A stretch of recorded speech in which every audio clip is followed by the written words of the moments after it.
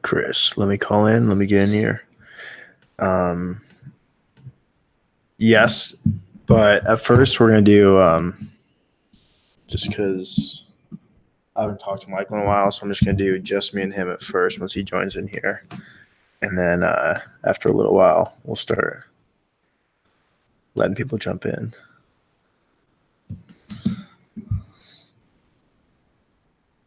Horse. I'm for the horse. Tell me nothing. Dude, I've heard that song. Yeah, dude, it's on the rage here. Is that God's plan? Yeah, it's God's plan. It's like, let me kill your fucking horse. Yeah. Cause y'all don't even believe in horses. Why you gotta wheeze this piece?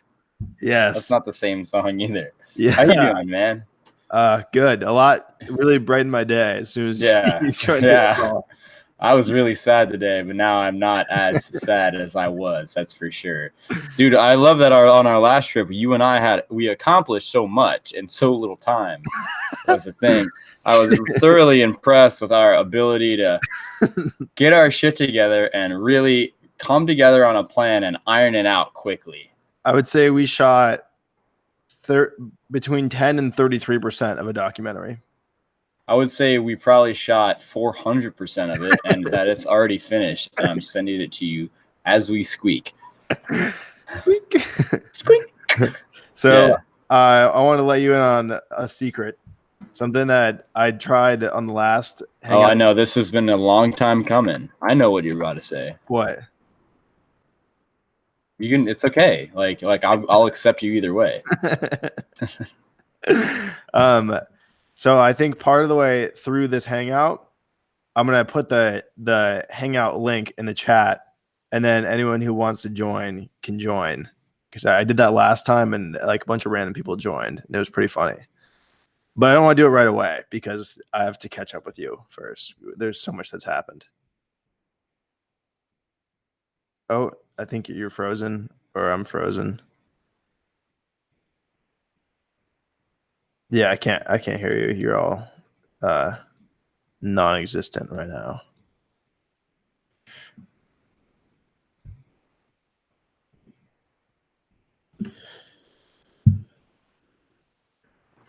Yo, sorry about that. I thought it would be a good idea to switch my Google accounts while I was in for some reason, and it just did not work out. What were you saying? I'm gonna switch over to other Michael, and we're gonna see what he has to say about that. There's wait, what? No, there's just another version of you in the chat because. Oh, cool. Yeah. How do you kick that guy out? That guy sucks. Get that guy out of here. Eject. Right. So yeah, what I was saying is, last time I was on here with Ethan, we put the link in the chat and we just let people join. And so halfway through our hangout here, I want to just put the link in the chat, and whoever wants to join can join in for a little bit. That's a really good idea. What's the So wait, you have a third channel? Yeah, dude, I got another one banned. Dude, because of copyright? Yeah, it was for a yoga video. A video called like 15. It was just a chick doing yoga in her house called Yoga with Adrian, and it got banned for that. It was crazy. Let's watch it right now. All the way through. I think dude. the real whatever I think is triggering it is after a certain time limit of the same audio being, because I think like, you know, I watched plenty of other Yoga with Adrian videos, but they were all like 15 minutes or less. I think maybe once it gets past like the 20-minute mark, then that's when like the real hard copyright violation stuff kicks in. And it's like, oh, this guy's directly stealing someone's content. Yeah. They were like, oh, this guy's not fucking around. Neither are we. Yeah, like this is Michael is ISIS, and we need to bring Michael is ISIS. The fist. Wow. You hear about the bombing today in Sri Lanka? Was that probably not the day? Probably not the best day to make a ISIS joke. Was it ISIS? I think it was like their version of ISIS. I don't know what they would call that. Yeah, but dude, apparently like a billionaire's 3 kids died in it. Yeah, that's But you know what else sucks? It's like reverse Batman.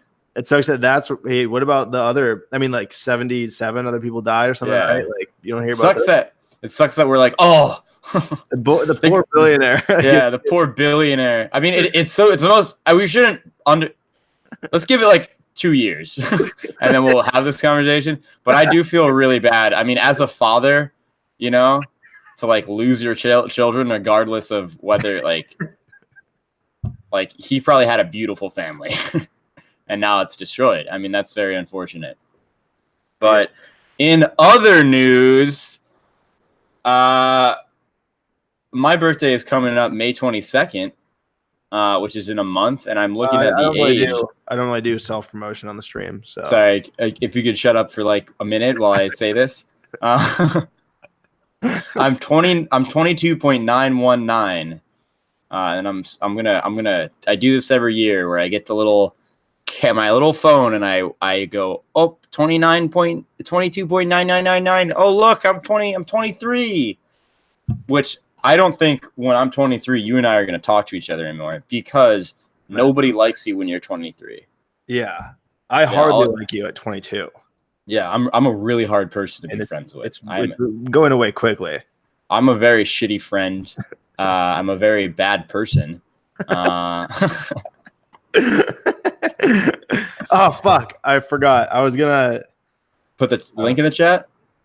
Or would it forgot what? No, I was going to. I'm gonna try and do this. I was gonna record simultaneously this. Is that allowed? Is that illegal?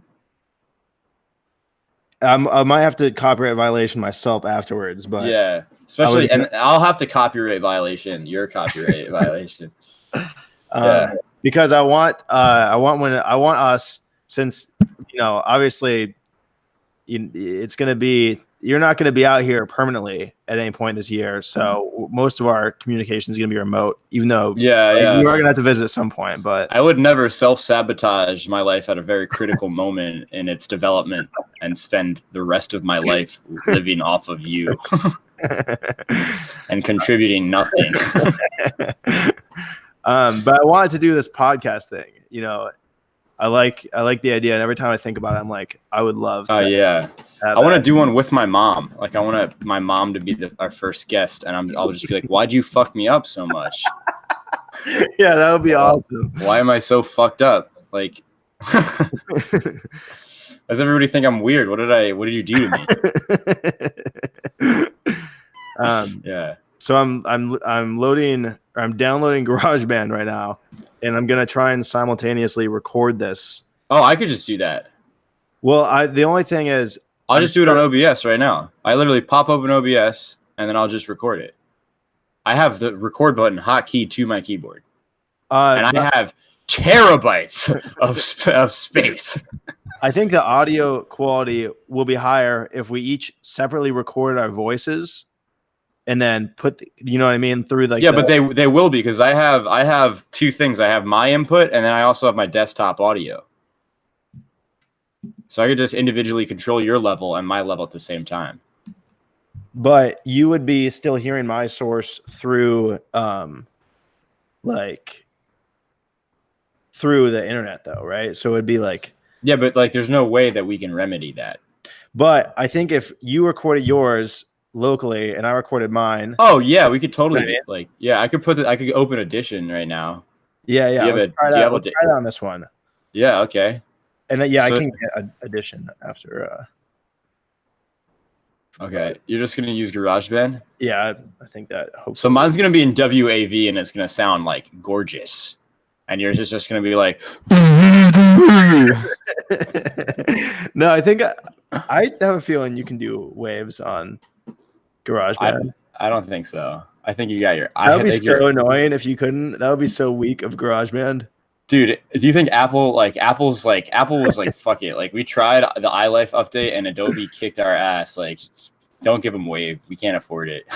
What is iLife? Was that their cloud? That was their like I remember before I was using Adobe whatever the fuck, I was using fucking like the iLife suite, which was Macintosh's like, oh, we gave you iMovie, but we also have a better version that you can pay us money to unlock. It's already on your computer, and we just give you this disc.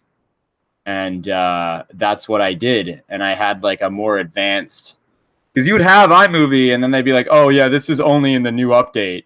Sorry, I just want to cut this clip. Yeah, but yeah, let me open Audition. Also, in other news, thinking about how this is probably going to overclock my MacBook Air. I bought. By the way, I don't want to be a stickler, but you use that term incorrectly. Tell me. Overclocking is something you do to the computer. Like you don't. The computer. What you're talking about is called Stack Overflow. Oh shit! Means you're overloading your task manager's going, what the fuck? What? But yeah, no, you're talking about Stack Overflow. I think you'll be all right. I don't know. I mean, I don't know. Your computer may be like not smart. Is there everything's so slow? You know what I mean? It's like hot. Well, how many screaming at me? How many Chrome tabs do you have open right now? I only have like 2 or maybe 3. What other applications do you have open? I gotta close Spotify. Oh, Discord. I gotta get rid of that. You have Discord? I didn't even know that. Yeah, I got it. Like, I haven't done much with it, but someone just convinced me to get it. So, dude, I wanted to. I like have a bunch of Discord servers because I was like, when I start my YouTube channel, I'm gonna have so many Discord fans in my Discord. Hell yeah! And so I have like what did I have? I have one that was called League and Chill, and then the rice fields. Welcome to the. It's like Filthy Frank reference. Welcome to the rice fields. I have one that's called Apex Legends in like that SpongeBob font. Oh, and then there's one where it's that picture of you doing like the Belle Delphine tongue. And it would have been if I ever got YouTube famous, because I have my Frickin' Zooted one, which is like branded like Frickin' Zooted. But then I also have my one called Fucking Zooted, which is like my private like adult one. For like talk about more graphic things. Yeah. Like the shit that you can't put on YouTube, you know, like I don't know. If somebody wanted to post a beheading video to like fuck with you, like that would be more of a fucking zooted thing and less of a frickin' zooted thing. Although I don't like seeing those videos, I'll be honest. But it's definitely like oh, here's some hentai, you know, kind of vibe or something like that. I feel like, yeah, here, I'll show you. I mean, nothing's in here yet, but hello? Can you hear me? Michael? What did he do? Did he just destroy the stream? Is it just me here? Oh yeah, it's just me. I don't hear him at all. Oh no. Oh no, this is my Facebook. You can't see that. Okay, hold on. All right, I guess I'll just turn off screen sharing and just eat some time.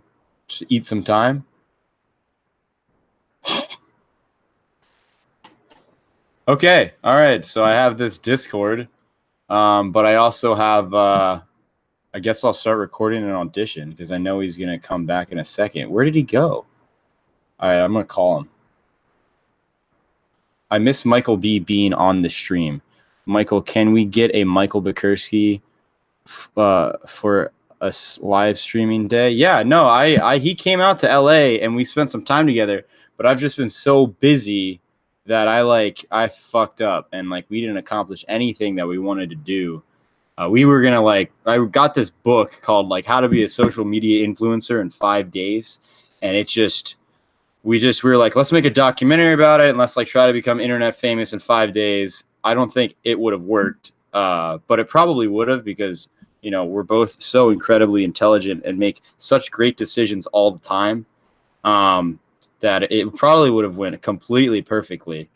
I'm gonna FaceTime my mans right now. I guess I'm still. Yo, are you here? Dude, am I here? I don't know. You tell me. Yeah, what the fuck? What happened? Have you heard me that whole time? Where'd you go? Wait, can you hear me right now? Yeah, you're frozen on my screen, but I can hear you. I can't like see you. I'm frozen? What on earth, dude? Yeah, maybe your camera's like, what the heck is going on? Oh, there you go. Dude, that was so wacky. Okay, sorry. Yeah, I had to like fill time. I did an okay job. You did a great job. Yeah. Yeah, I can. That now you know. Now you know. You know.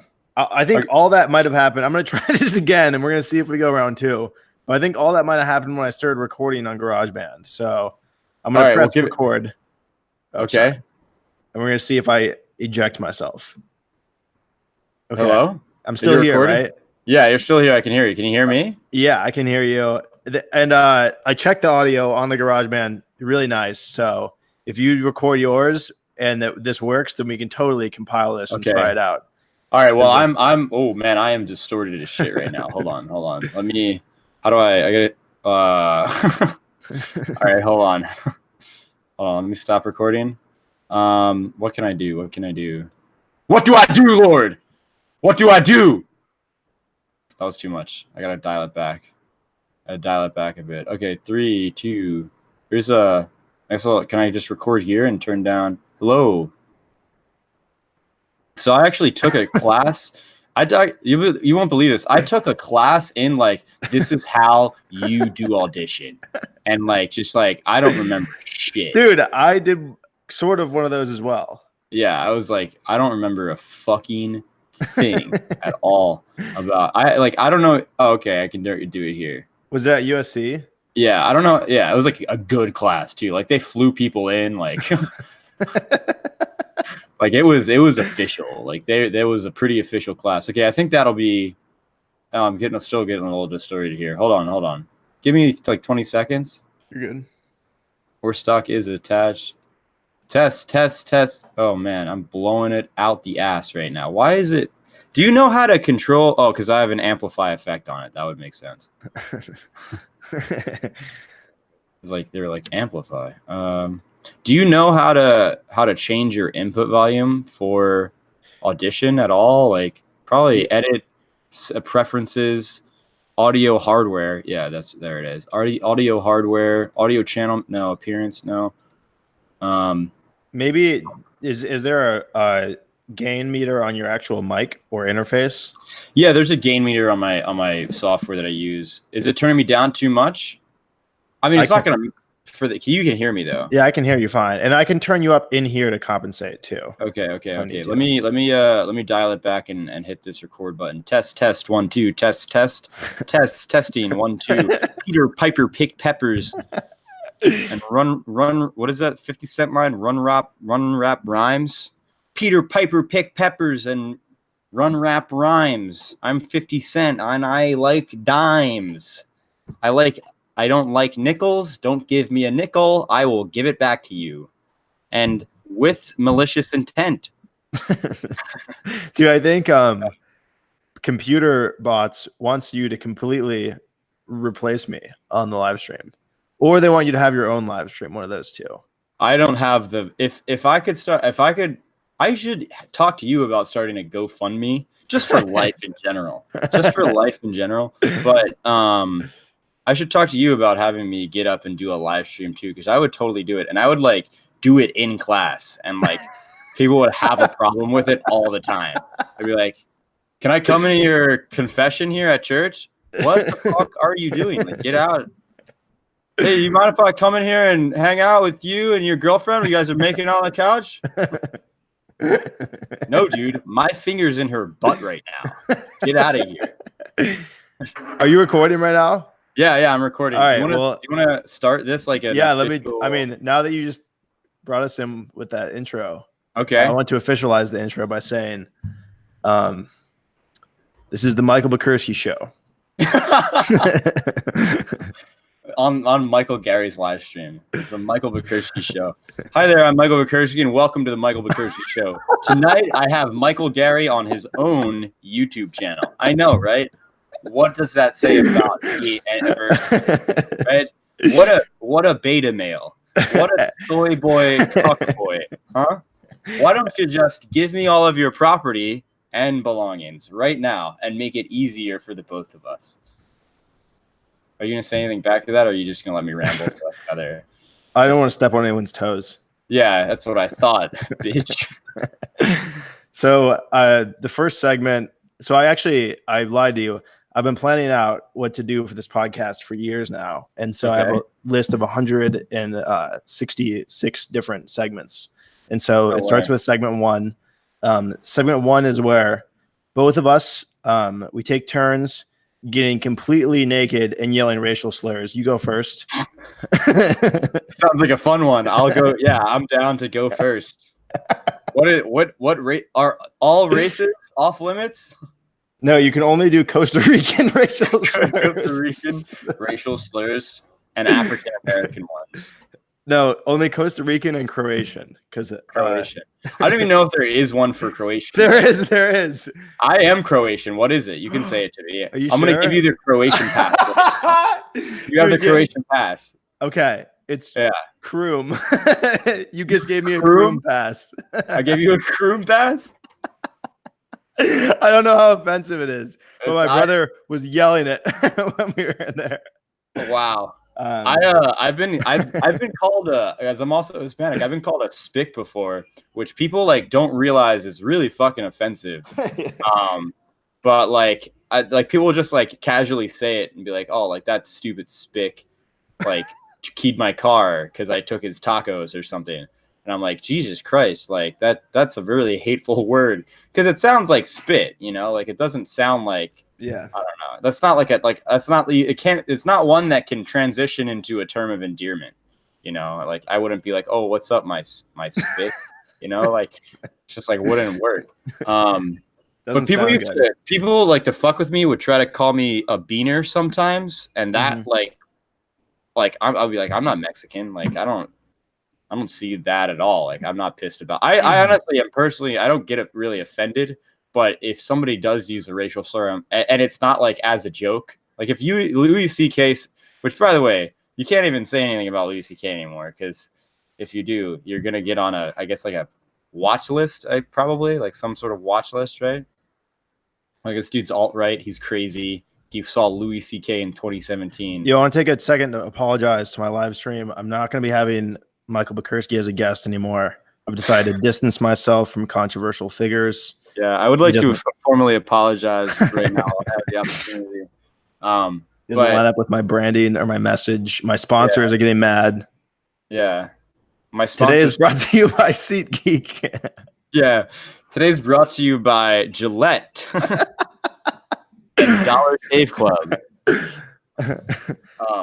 So reminds me, I was recording a video where Epic Games now has just been giving out free games, and I'm like, look at all these free games I'm getting that I can just be like, oh, narrative based game, like let me PewDiePie this one. Maybe I'll make it. Maybe I'll be it one day. And I'm like, okay, so let me play this, and then I'll always be like, if you use the code frickin' zooted, you'll get nothing because I am not relevant at all. and they don't know I exist. So wait, you've been doing that in streaming? Lewis has been asking me to stream a bunch. With him? Like, yeah, and his buddy Kyle, who actually streams. And then he's also been like, wait, what does that mean that he actually streams? Like he has like a pretty, I don't know how big of a following it is, but he's got like a pretty dedicated fan base to where like he streams video games. Like he'll be like, today we're going to play some Hearthstone. Send me some money. Give me your money. You know? But yeah. I love it when a conversation just falls off. It's my favorite. How long you staying at USC for? Like 5 days. Oh, sweet. We'll have to hang out before you leave. Yeah, before you leave. When you head out. 5 days. 5 days. Okay, cool. Yeah. All right. Well, it's good to see you. Hype. Fuck yeah. So crazy.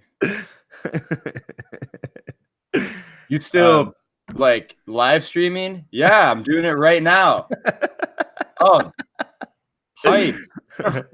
I did go over to New Mansion after, like later in the week, and had a blast. And conversations flowed much better. Yeah, dude, that first initial one where like because you took him by surprise. Like, I was like, hey, yeah, that's fair. Harry. You know, it's like when somebody first comes out of the woodwork, like Austin could have been like, yeah, like I just can't get my mother to stop drinking, and you know, there's something serious like that, and you come out of the woodwork, hey, I'm back, like entertain everybody that's watching right now, you know, like, and that's not a shot at Austin. I have no idea what is going on with his family. Like, saying, like that could be the case. And sounds like you know something that we don't. I'm very sorry. You know that thing where you think before you talk? I do not do that whatsoever. It just kind of comes out. But yeah, no, I love that shit, man. When you're like, you realize this. Wait, what if in this podcast, immediately as soon as I started it, I adopted like a completely different persona, and like I was like a classic podcast host, and I like took it really seriously, and I like tried to transition from topics all the time, and like you'd say something, and then I would like, and you'd get like really defensive, like quick. Yeah. Like, no. I know a lot of researchers, and I know a lot of people, and based on what I've heard, I don't think that's the case. So I'm gonna push back on that one. You push back on that one? Okay, you can push back on that one. But I'm just trying to say, like, you're having like a really civilized, but also very heated and confrontational argument. Like, I just think that somebody with your demeanor doesn't have the right to even be alive and speak right now. No, I'm gonna push back on that one. Like, that's what you see the Adam Conover Joe Rogan podcast. No, I don't know who the first guy is. Adam Conover is like the guy from Adam Ruins Everything. Oh yeah, where he's like, you know, like, oh, do you like? I find those to be really ignorant. They're very ignorant and very. I really don't like them. Very like liberally like aligned. Like they're not like they're not objective as people think they are. They're super biased if you really like study them. He doesn't strike me as that smart of a guy either. He's not. He's like kind of, I want to be a know-it-all piece of shit is what I've watching that podcast. But I used to like it back when it was like, oh, the De Beers Diamond Corporation is manipulating the price of diamonds, and that's why you know, like, there's like they're actually just very abundant. I was like, really? Like I should just go there and pick a bunch up and fly back, and they'll be like, that's illegal and people will kill you. I was like, oh, never mind. But the when he got to the point of like, there's no such thing as beta males or alpha males, you know, like there's no such thing as beta. You think there's a reason why people like women like confident, tall, muscular guys? Like there's no reason for that shit evolutionarily. It's like, and it with the whole like that video pissed a bunch of people off. When did he say that? That doesn't make a lot of sense. Yeah, I know. He said like, it's like, so you don't think that like a girl, like if you did a poll, like Joe Rogan's like, you're telling me that you don't think that if you did a poll where you were like, hey, what women of America, you want a hot guy like that's like super confident and in charge and like is over 6 foot tall and like a well-built, ripped dude, you know, and you think they would say no to that? Like they'd be like, oh yeah. I mean, that's what I want, right? Like that's the ideal thing, which is why everybody finds me so attractive, is because I'm so enormous and huge. I mean, the camera doesn't really show you, but I'm like 7'2", and I weigh like 300 pounds. And my rib cage has no ribs. It's just all one enclosed shell that protects all of my internal organs. I am a bone egg. I am a bone egg. But did you see Ethan's Instagram post of 2 eggs that were my face? Yeah, I saw that. I don't know what that was, but I was like, he's up to some shit. Yeah.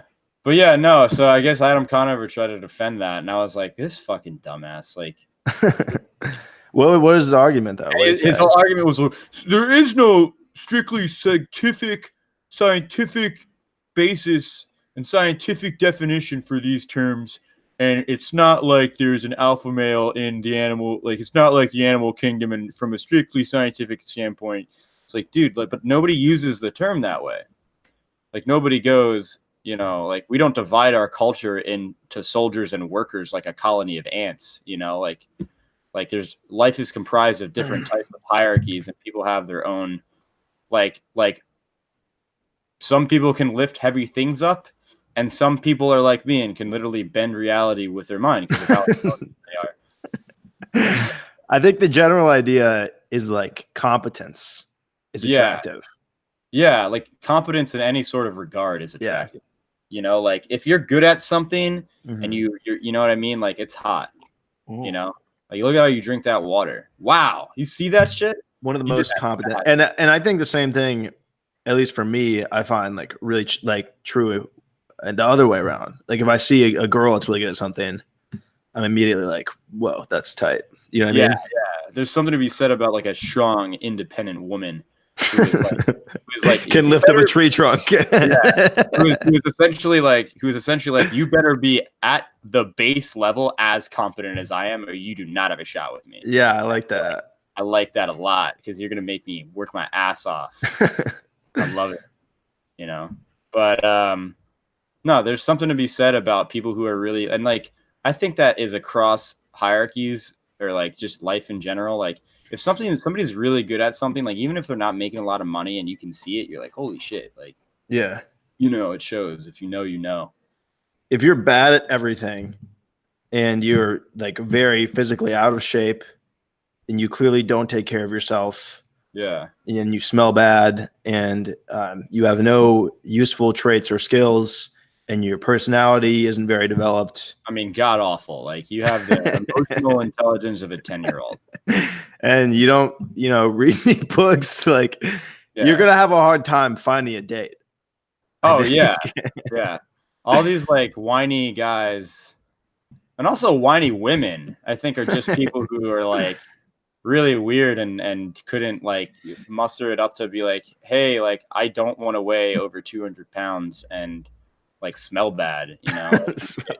Like even if you're overweight too, like there's people who are overweight all the time that find loving relationships, but I think a lot of it is the competence and attitude. It's like, yeah, he's almost 200 pounds, but he also like started his own company and like runs shit, you know. And I let him put 3 kids in me, you know. Like I think like I don't know, like think of Boisfontaine. Like Boisfontaine's pretty heavy. Courtney didn't dump him because he got heavy, because Boisfontaine's smart as fuck. He's like a genius, you know. He's like a VC genius, you know. Like you have tons of women knocking down your door all the time. It's because look at you, you know. You're a gorgeous. You're a very gorgeous internet personality who is. I mean, look what you're doing. You're starting the podcast that is going to be the most influential in the discourse that saves America. Most controversial podcast of all time. Yeah. And I'm bald, and everyone thinks that I live off of my parents' money, and I don't do anything productive in society, and I have a very undeveloped personality, very immature. So it's really, and I'm really good with women, and you can see my ribs all the time. There's, you know, no muscle mass. You got good gums? You got good gums? You got healthy teeth? No, never. There's like spaces, and they're sort of yellowed from drinking a lot of coffee. So, okay, I'm like basically what I would define as a fisherman's catch. you got a nice penis? No, crooked. Okay. Does a loop-de-loop. It goes directly backwards. Mine goes straight up. It's a U-turn. Mine just goes whoop. Like, and not at like 45 degrees. Like, we're talking like 70 degrees, like incline. I was originally convinced that my belly button was a holster for my penis because that's where it spends most of its time. See, you say that to me like I haven't lived it. Lewis R., who, this guy, I've had to kick him off my channels a couple times. So Lewis Ruther is one very sexual comments, extremely a closeted homosexual and a racist, and extremely homophobic. Yeah, himself. Yeah, that would be the worst.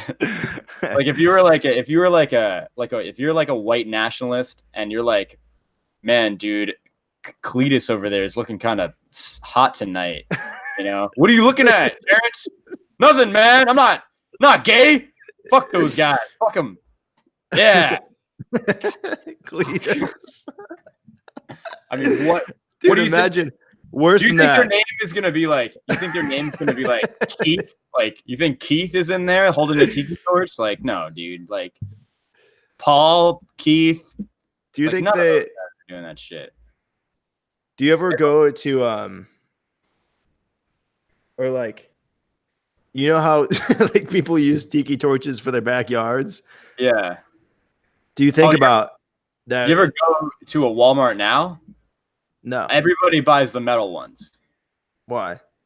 Because nobody wants to buy the bamboo ones anymore. Because they're associated with that? Yeah. That's crazy. I was okay. Because I only buy torches for we went to buy torches for. By the way, I went on a camping trip over spring break with one of the guys that was a victim of the Charlottesville attack. His name's Optins Haydari. And we went to go buy tiki torches. Not tiki torches, not like the racist ones, but we wanted to go buy like some sort of fire-based. Like the torches themselves have like racial preferences. Yeah. Like you can't say tiki torch now because it's super racist. So I'm like, we're going in there, and I'm not thinking. So I go into Walmart. I was like, oh, dude, the metal ones are even cheaper than the bamboo ones too. And I'm like, oh, dude, they're out of the metal ones. I guess you want to just get the bamboo ones. And Optin's like, no. Like, why? Like, I just totally blanked. And he's like, he was just like, I just would prefer not to. And like my buddy who I was with, Ryan, was like, dude, like, what are you doing? I was like, oh, fuck. Like, he was really close to that incident. But yeah, dude, like it was full to the brim. I didn't even know they used tiki torches. I assumed it was like the towel around the like piece of wood type thing. No. They went and they bought torches, like, which is really lame. Like if you're gonna do a mob riot thing, because that was like a hype staple of like 4th of July barbecues. Very, never was associated with anything. Only positive things in the past. Only positive memories of childhood. And then if I ever riot something with a large group of people, number one, it's not racist first. Yeah, though. It wouldn't be race based. It would probably be like, if the government takes my guns, I'm gonna have to riot. Yeah, if the government takes my guns. Speaking of that, 1776 all over again. Speaking of that, though, on a completely different note, I'm actually I was looking into buying a gun. I think I'm gonna get a gun for my house, for my room where I sleep. I think that's not a bad idea for somebody who is constantly broadcasting the location. Yeah. But I think you should start small. Yeah. I'm gonna get like a 22, just a pistol. Just plink with it, get good with it. Yeah. And also, dude, I would honestly wait a year. Like, get like a big knife first. Like, if you can handle a big knife. Jesus Christ. Like, because the thing is, you get drunk in that house all the time. I don't anymore, and I probably am not going forward in the future. But that is a good train of thought. Yeah, like God forbid. Like I know I could like first off, you shouldn't have a gun in college. It's a dumb idea unless you're like a kid in the South and everybody's like, oh yeah, like that's normal. But like you shouldn't have a gun in college. But I was like, if I was to buy a gun, or I was to go back home and get my actual guns, and like I guess inherit them from my dad or something, like I would want to be like 26, 27. Like I Why do wouldn't you say want that? because I just wouldn't want to be this age. Like my prefrontal cortex isn't even fully developed yet. Yeah. Like I don't want to like have such a destructive capability with like also at the moment such a limited understanding of myself. Yeah. Just irresponsible. Yeah, I feel that. But I think for somebody like you who I guess lives at home, like you're out of college, you're not around a lot of people. If somebody's showing up to your room unannounced, it's not like, hey, I brought beer. It's like, hey, like I'm gonna chop you up, like you know what I mean? Like, so Bam, I bam, bam. totally support that. But I think you should like if you're firing anything over a 22, like you're gonna need hearing protection. And you should see Bill Burr's bit on that. I've been watching a ton of stand-up comedy. I thought it was the funniest thing because what a lot of misconception is like you see James Bond movies and he's like running with guns and they have like he shoots 30 rounds from one clip and like hits things with a Walther PPK at 100 yards and taking down a helicopter and then like still has conversations while it's happening. It's like if you shoot a gun without hearing protection, you don't hear the gunshot. Your ears just immediately start ringing because of how loud it is. So like his whole bit was like, if you shoot it at night, you're blind and you're deaf. Like you're out 2 of the senses. He goes like, what are you going to do? Taste him? Like, and like, you don't want to like a 22 is good. Like I think a 22 is capable of home defense. And I think it's more like efficient with it. You'll also stay on target more. Yeah. Like and with a higher, with a more powerful gun, it's like a more lethal thing. And I think it's almost like, say, like worst case scenario, there were to be like some kind of accident, like a 22 wound is something that, a lot of people will survive depending on where it hits your body. Yeah, if you shoot yourself in the foot with a 22, like you're going to be fine. You could probably walk to the hospital. Yeah. But if you do that with a really powerful gun, then your foot's like a banana peel. Like it's not coming back. Yeah. A 22 is I've been thinking like when I'm out of school and when I'm being I have to practice that because if I don't, they're gonna be like, somebody fucking call the FBI. Yeah. Wait, I didn't even hear your preface because the audio like went down for a second. What'd you say? Oh shit. I said it when I'm out of school. Like when I thought you said when I'm in a school. That you were gonna start. Oh my god, that is the exact opposite thing of what I wanted you to hear. That is literally the exact opposite. Like you could not have been more incorrect about what I was trying to say. Yeah, sure. Can't even joke. We'll run the tapes back. Thank God I have my recording. How about that? That's a good point. Yeah, dude, thank God hey, small miracles. But dude, when I'm out, I've always thought about like let me get a Ruger 1022. Because I like I don't want a handgun. I don't like handguns because I think handguns were built for the express purpose to kill other people, to be concealed and kill other people. I'm not a big fan of handguns personally. But I think if I ever became a collector, I would for sure eventually get one. But I just don't like the idea of handguns. I think they're much more dangerous. And that could just be like a warped perception that I have. But I mean, most of like everybody talks about like, oh, we got to get rid of AR-15s. It's like most of the gun crimes are handguns and illegally obtained handguns. So and also too out of the gun deaths that happen in the United States every year, so many of them, like 22 out of that 33,000 of them are suicides. I think we have more of a mental health issue in the United States, like a crisis. And I mean, you could see it at USC's campus, with this like understaffed health department, mental health department. Another good point on having a 22 is if you tried to kill yourself with a 22, you're not probably going to kill yourself. You would need, if a 22, so mafia hitmen would use a 22 to kill people all the time, actually. And the reason why is because the entry wound would be super, super small. It wouldn't make that much of a mess. And the bullet would not have the escape velocity to come out of the skull. So it would bounce around inside of the skull and essentially shred the brain. Interesting. Okay. Yeah.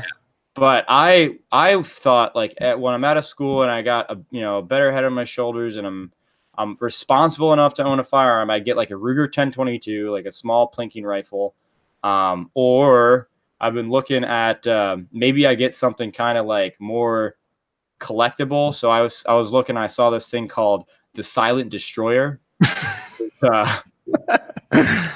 which sounds like the perfect apocalypse weapon, by the way. Like, Destroyer. This is the one that you said if you were in a school that you'd. No, this is the one that I was out of school. I was responsible enough to own a weapon as an adult.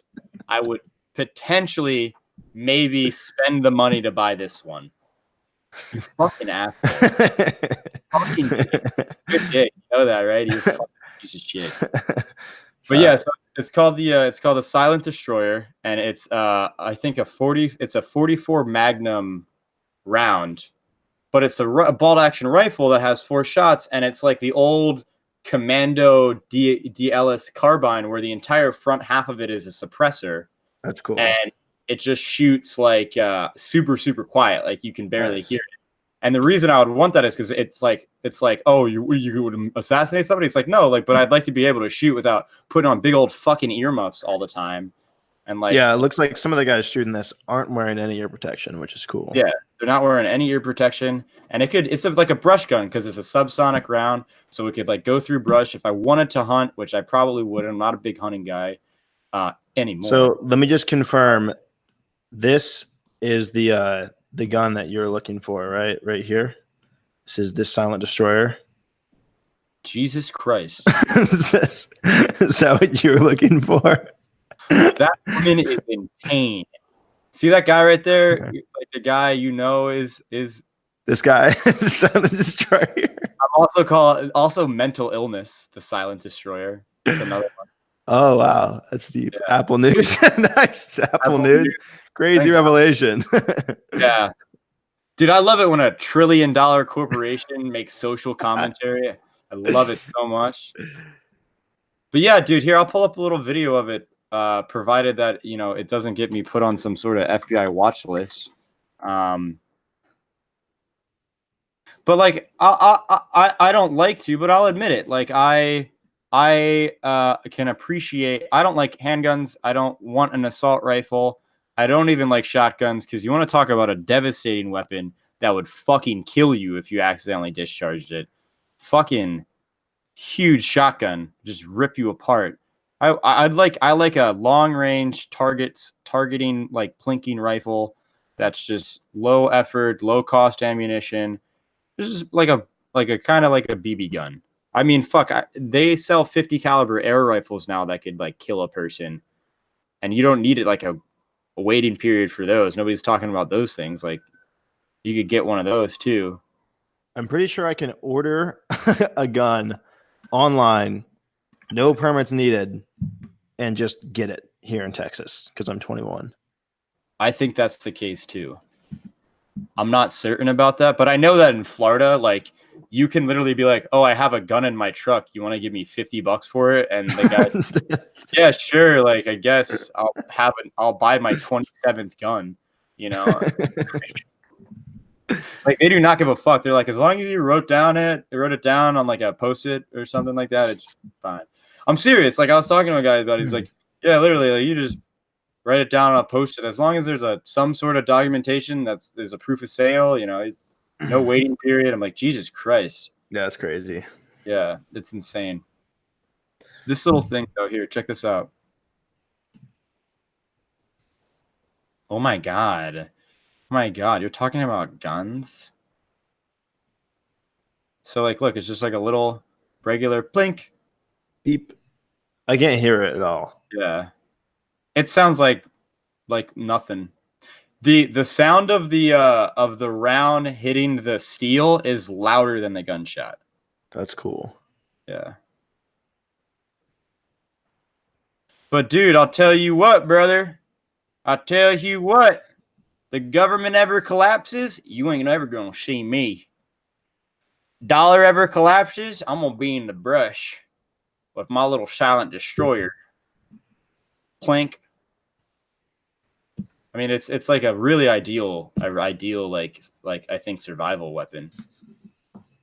Because it's like if you have a big gun, you know, and you're like you're in a situation like the apocalypse or like the collapse of the dollar, where like, oh, let's not get seen by that group of raiders because they'll rip our face off, you know, and because they're just like some people who are like, society's over, like I'm gonna be super violent, and like you know you have to defend yourself. You shoot a gun, and it's like this loud thing that echoes for miles. Everybody knows where you are, you know. I'd rather it just not be the case if that was ever to happen, which God, I hope it doesn't, because I like to think that I would survive the apocalypse, but I would probably be, you know, the part of the 90% of the people that would die within the first month, right? I mean, it's really hard to like get out of that one, right? Like you're talking about like world-ending shit.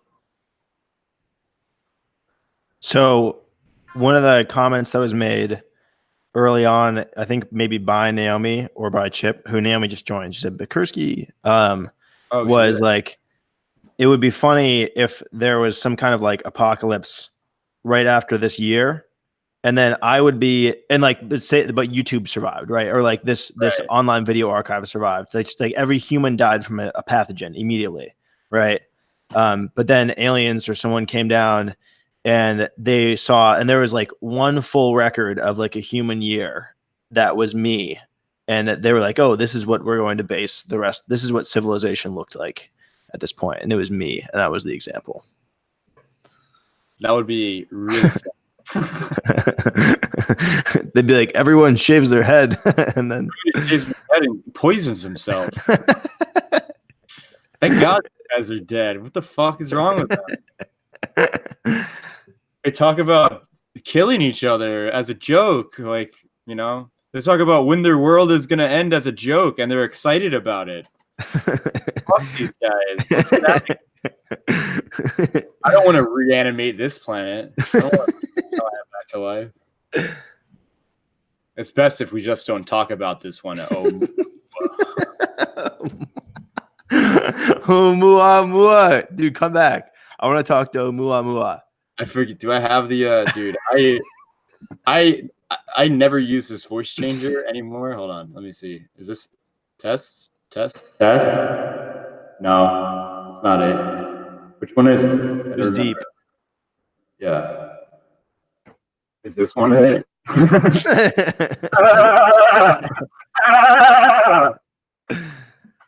I got a shit. You know what's funny about that?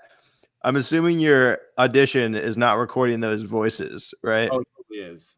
It is? Yeah, yeah. Oh, okay, all right. That would be funny if it was like you performing, but there was no voice. Yeah.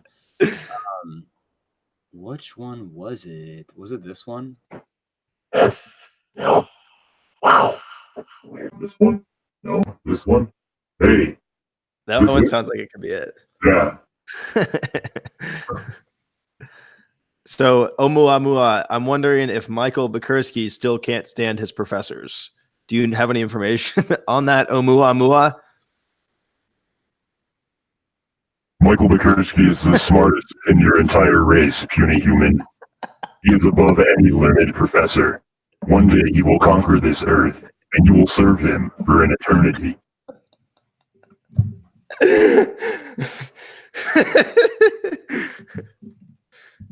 You realize you're talking to computer robots right now. That's whose question you just answered. Are you still confident in yours? Confident? I have nothing but absolute confidence. I have never been wrong.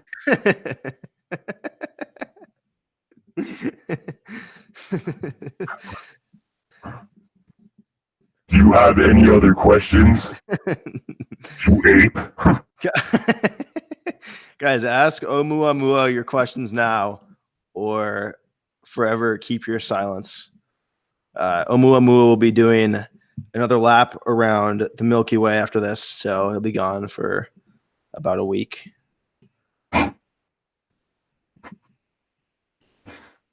Naomi just wants everybody to know that she just got home from work and an hour or so ago. I drank a large iced cappuccino. It did not agree with my stomach. I feel gross, but you guys make me feel happy. Yes, I remember that.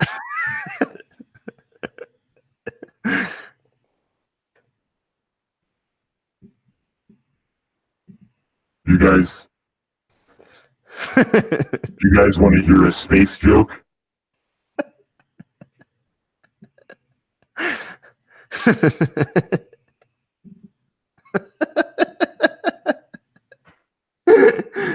What did the Milky Way galaxy say to the Andromeda galaxy? You're getting really close. I think I need some space.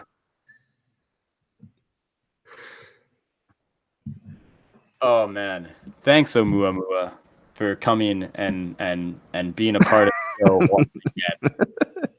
No problem, anytime. Do you have anything you want to plug? Yeah, you can follow me at Omuamuah. That's my handle on everything. I might be coming out with a podcast in the next month, and buy my book, The Degradation of Mankind by Professor Omuamuah. Thank you. Omuamuah is the only remaining member of his species, and so he just declares himself the biggest social media influencer of any. What even is his species? Like the cigar flying sticks, flying intergalactic turd man. Oh, dude. We got to think of some other stuff to say. We're falling flat today, man. I want a great conversation. You think I want to put this fucking podcast on the internet? I'm talking to you about things I want to buy in the realm of firearms, and you're just going. And I'm like, fuck, like. All right.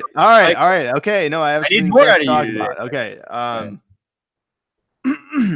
Did you want to do a news segment? Yes, I want to do a news segment. I was just gonna. It's all sad today. It's all sad news today. No. Turn your news off.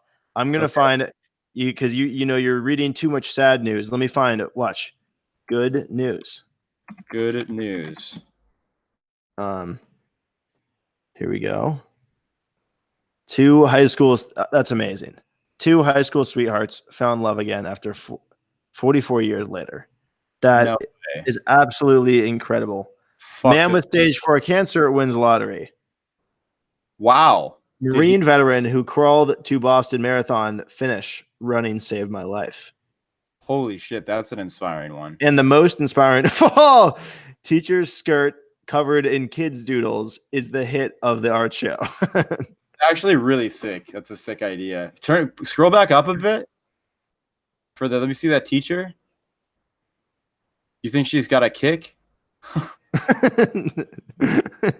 Very, very pretty woman, aged very well. Very, very pretty woman.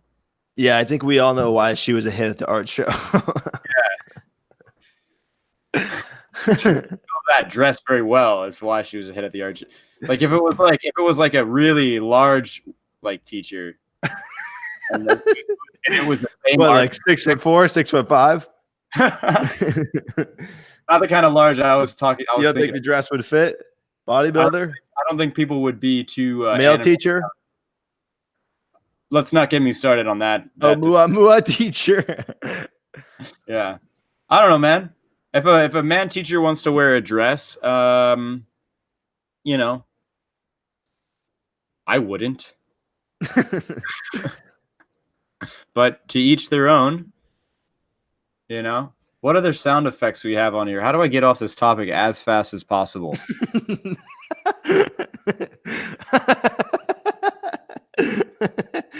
I have never tried on a dress, so I have no idea how comfortable they are. I would imagine you feel as a guy, like, have you ever worn a kilt? No. Where they're just like, you let it hang out in a kilt? I've only worn things with crotches. I'd imagine it just feels like wearing a towel all the time. That would be very vulnerable. I would feel extremely. now I know why women don't feel safe walking on the street. Like I'm wearing fucking jeans, like jeans are safe. Jeans are safe. A leather jacket, extremely safe. Like hard heel suede shoes. Like I will fuck you up if you touch me. Like a woman. Yeah, it's almost involuntary. Like if you were literally just a sheet. It's just a sheet on my body. And like something crop top, perhaps I would feel exposed. My lower abdomen. That's a stab zone. That's what that is. Like if you fall over, you're getting scraped. Yes. Like if I fall over, I'm like leather to concrete. Kind of shit. I'm like, haha, ho ho ho, and I like do some anime shit. I've been watching a ton of anime, by the way, which is, by the way, the best cartoon show I've ever. You think Rick and Morty is good? Watch like one season of anime. Dude, have you ever seen Rick and Morty before? No, but I've heard it's for really smart people, so I'd probably like it. So I thought for the next podcast segment, we talk about our favorite scenes from The Office. The one where Todd spills the soup. The best fucking shit I've ever seen in my life because of his expression after he drops the soup. Is his name Todd? I think it's Todd, right? It's got to be Todd. If it's not Todd, take me to the... Back after technical... Wait, shit, did we have technical difficulties? Did we have... Naomi said...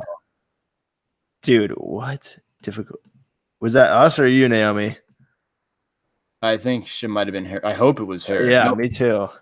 Yeah. I do have way too many things running right now, and I'm concerned that my Robots goes, does Mike McCursky can't still? And he goes, at Mike McCursky, start your live stream or channel, slacker. LOL. You're right.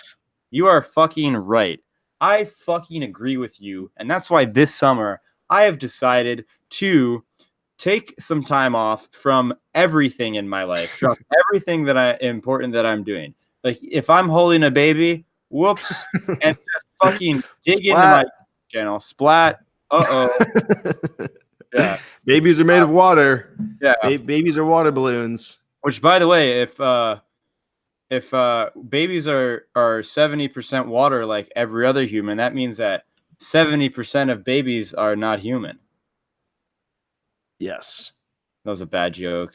And it used to be better when I said it. I think it had a lot more staying power, and I wish I could take that one back. Rachel Lehigh? How do you say that one? La la la la la la la la la la la la. Have you worn a romper? I've never worn a romper, but I've heard that women like I've had girlfriends who like have worn rompers. And they're like, yeah, like if I want to go to the bathroom, I have to get completely naked to go to the bathroom. And I'm like, what a cumbersome and stupid article of clothing. Let me look up what a romper is. Until you see a girl rock a romper and you're like, wow, okay, I get it now. Romper. I see. Yeah. Yes. This is a piece of clothing I don't own. Yeah. But why didn't they just make them two things? Dude, that's not the point. You're missing the point, Michael. Keeps your pants up, keeps your shirt down. Is that I'm guessing. Yeah. Well, it's just essentially a bodysuit, right? It's like a skin suit. It's like... Oh, I haven't subscribed to this channel yet of yours, by the way. I have now. Thank you. You're welcome. You're welcome. A romp hem, if you will. Give me 1 second. I'm trying to look something up that's really, really important.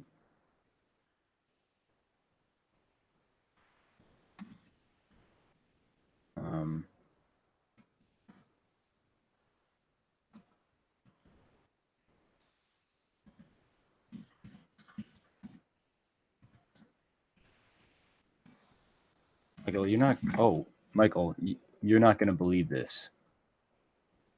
Holy shit. Holy fuck, dude. Have you seen this? Have you... Check this out. This is fucking huge. This is huge, man. Have you ever looked up 9/11 heavy water harp Fidel Castro aliens? Game over, Justin Trudeau. He looks exactly like a white Fidel Castro. What's this one? Like, just like Nikola Tesla's fucking thing next to like something Mount St. Helens. Like, dude, do you think it's like half and half on people who are really making these? like, do you think someone made that comparison? Like, look at this, or do you think that was a joke? Dude, some of these have to be jokes, but I think if the jokes are so convincing that people believe it, I think it's great. Like 90% of this shit probably is bullshit, but the other like there's gotta be some of it where people are like, I fucking knew it. Like I believe that I'm gonna go and buy a shipping container and bury it under my house as a bomb shelter. Yeah, and the fact that you're so skeptical of that idea is exactly why you are not going to make it past the first month. And I am. Oh, I have a bomb shelter already set up. Can't tell you the coordinates, but it's got food and water for 15 months. There's a kid in there. There's a kid in there? Right, it's in a cryo chamber. This is your world now. The radiation scorpions got me. Like, yeah. So I was playing this. I got the new Battlefield 5, which I was very hesitant to get because one, I heard it was a bad game, and two, it was marketed I think poorer than any other game in history. And I was playing it, and there's the last mission is like we're always talking. One second, I gotta close my door.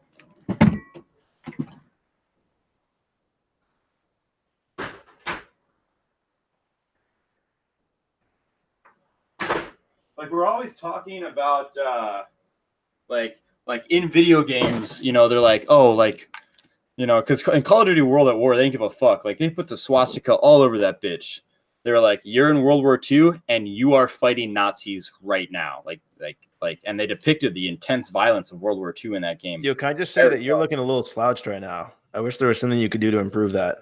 Oh yeah, of course. Thank God I have this posture corrector, which I'm now going to Velcro onto my body. But yeah, so and you know, like Battlefield 5 took a really progressive type of approach marketing with this game. But the last campaign mission that they released, you literally play as the guy controlling the last Tiger tank against the Allies, like in Germany. And it's suspicious. It's like, what are you trying to get at here, man? Like, you know, I don't know. I think it's a little hypocritical. But, so did you beat the game already? Dude, the story missions and first-person shooters now literally take 15 minutes to beat. Like, I beat it 3 hours. Really? Yeah, dude, they're super short. Like, they're not long. Why did they make them short like that? I don't know. I don't know, dude. Well, I think the reason why this Battlefield was so bad was because they did it in 18 months. And because I think Sony and Microsoft got mad because originally they were gonna release Battlefield Bad Company 3, which is like the Red Dead Redemption of Battlefields. You know, like it's been in the making for years. Okay. Everybody loves the game. Like they love Battlefield Bad Company 2. They were gonna release it before Battlefield 5, but then all the Microsoft and Sony was like, no, you have exclusive contracts with us to launch it as a launch title as an Xbox or PlayStation exclusive for, you know, our next generation of consoles. And I see.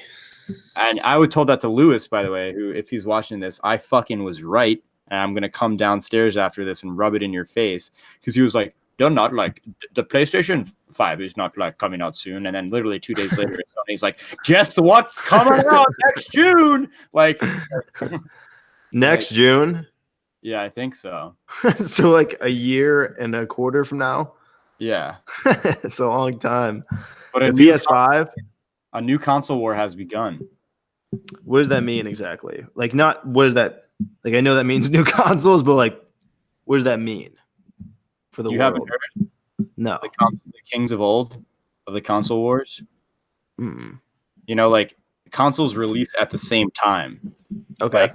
Like Microsoft is like, we're coming out with the Xbox 9000 and we're coming out with the PlayStation 5, and they're going to compete head to head in the market in one of the most brutal capitalistic displays to ever happen in the free world market.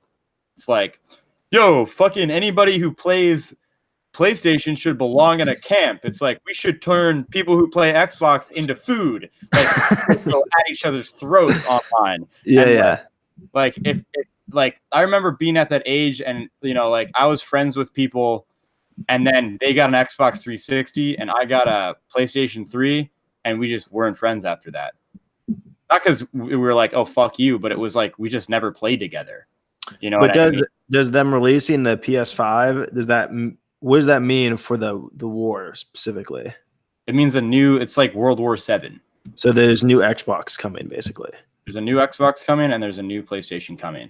Yes, which I am now, you know, a PC god. You know, I built my own PC. I've slept and kissed thousands of women. Yeah. And you didn't have to say that twice. Saying one thing, the other. I've slept with and kissed thousands of women on. I mean, you said you've built your own PC. That it covers both bases. Oh, right, of course. I see you're an intelligent man yourself. You're an intellectual like I am. But, you know, because I'm going to be playing Battlefield Bad Company 3 on my PC, and I can't wait, because by that time, maybe I'll actually have some following on YouTube, because I won't be in fucking college making a project that I don't want to make anymore. I can speak from experience. The second I got out of college, it was very easy for me to pick up YouTube Steam. I had a lot of successful accounts I just deleted because it was too easy for me to grow. I started making videos. And wanted a challenge. So you were like, I have millions of fans. Yes. Fuck them. I want to be happy. Hundreds and tens of thousands of millions of tens. Yeah. You were like, I'm going through some mental health episodes, and I need to take YouTube. I'm going to pawn my Lamborghini, use that money to buy a worse car, pawn that car. Yeah. And then donate all that money to a car dealership. Yeah. I mean, there, you know, I like, you know, here I am in my garage. Right. Next to my Lamborghini. But you know what I like more than deleting my old YouTube channels. Deleting my old YouTube channels. Yeah. So, man, what other interesting stuff can we talk about? Because we've been talking about so many interesting, controversial, and intelligent things today. I would like to bring up a subject. Yes, of course. Are mice real people? No. Someone's been eating away at the back of my mind. I was always told that mice are an enemy to the United States. Who told? By whom? I was always told by my father, and his father told his father, and and that's why, you know, that's why wait. His father. So your dad's father told his father that mice were enemies. Well, my I know where this started now.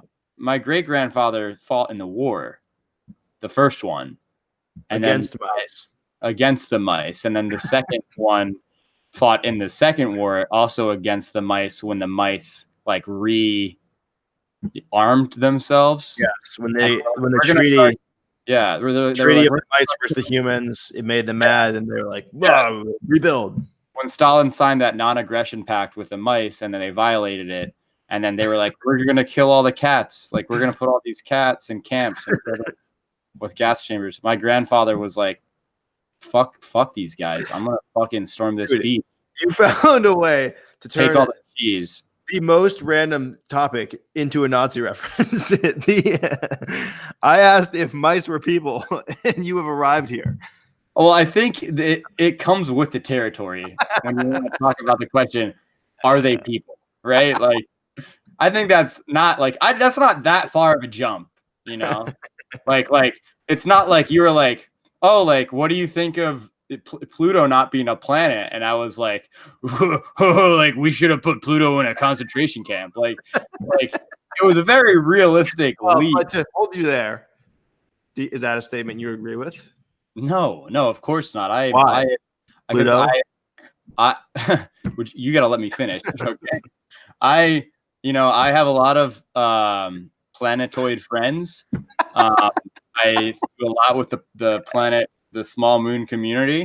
And I might go eat some space rocks and have some food in the planetoid community tonight. That was the best clip of all time, dude. Yeah. You know, I'm gonna have tacos tonight. Yeah. What's that? I don't really think that's the thing to be saying right now. I might have Chinese food. Who knows? He immediately realized, dude, he must have been on like autopilot while he said that. Yeah. Why would you say that? Yeah. Being a politician would be brutal. You are on all the time. You have to be, dude, because they will fuck your life up. Like they will. And dude, that's not like, oh, here's a career move. Like I'm going to try to win American Idol. So I'm going to call him a racist from a tweet 15 years ago. That's like, no, like I'm going to hire a government agency to investigate you and fucking throw you in prison as an enemy against like the country that you dedicated your life to serve. It's like, holy shit. That's high stakes stuff. You know? Like think about Captain Obungus. Like, yeah, he had people who called him a terrorist, and like people who were like, he's from Kenya and he like came to destroy the United. Like, probably like, I would say probably close to 1 million people might have thought that at one point. Yeah. Just like the worst things. Yeah, and that one guy, Drumpf, Dronald Monkey. Dronald Monkey. Yeah, is that how you say it? Mumford and Sons. What? Yeah, Mumford and Sons. What did I say? Yeah, you know how Mumford and Sons, like they conducted this big investigation for 2 years, and the media was like, "We know he fucking did something."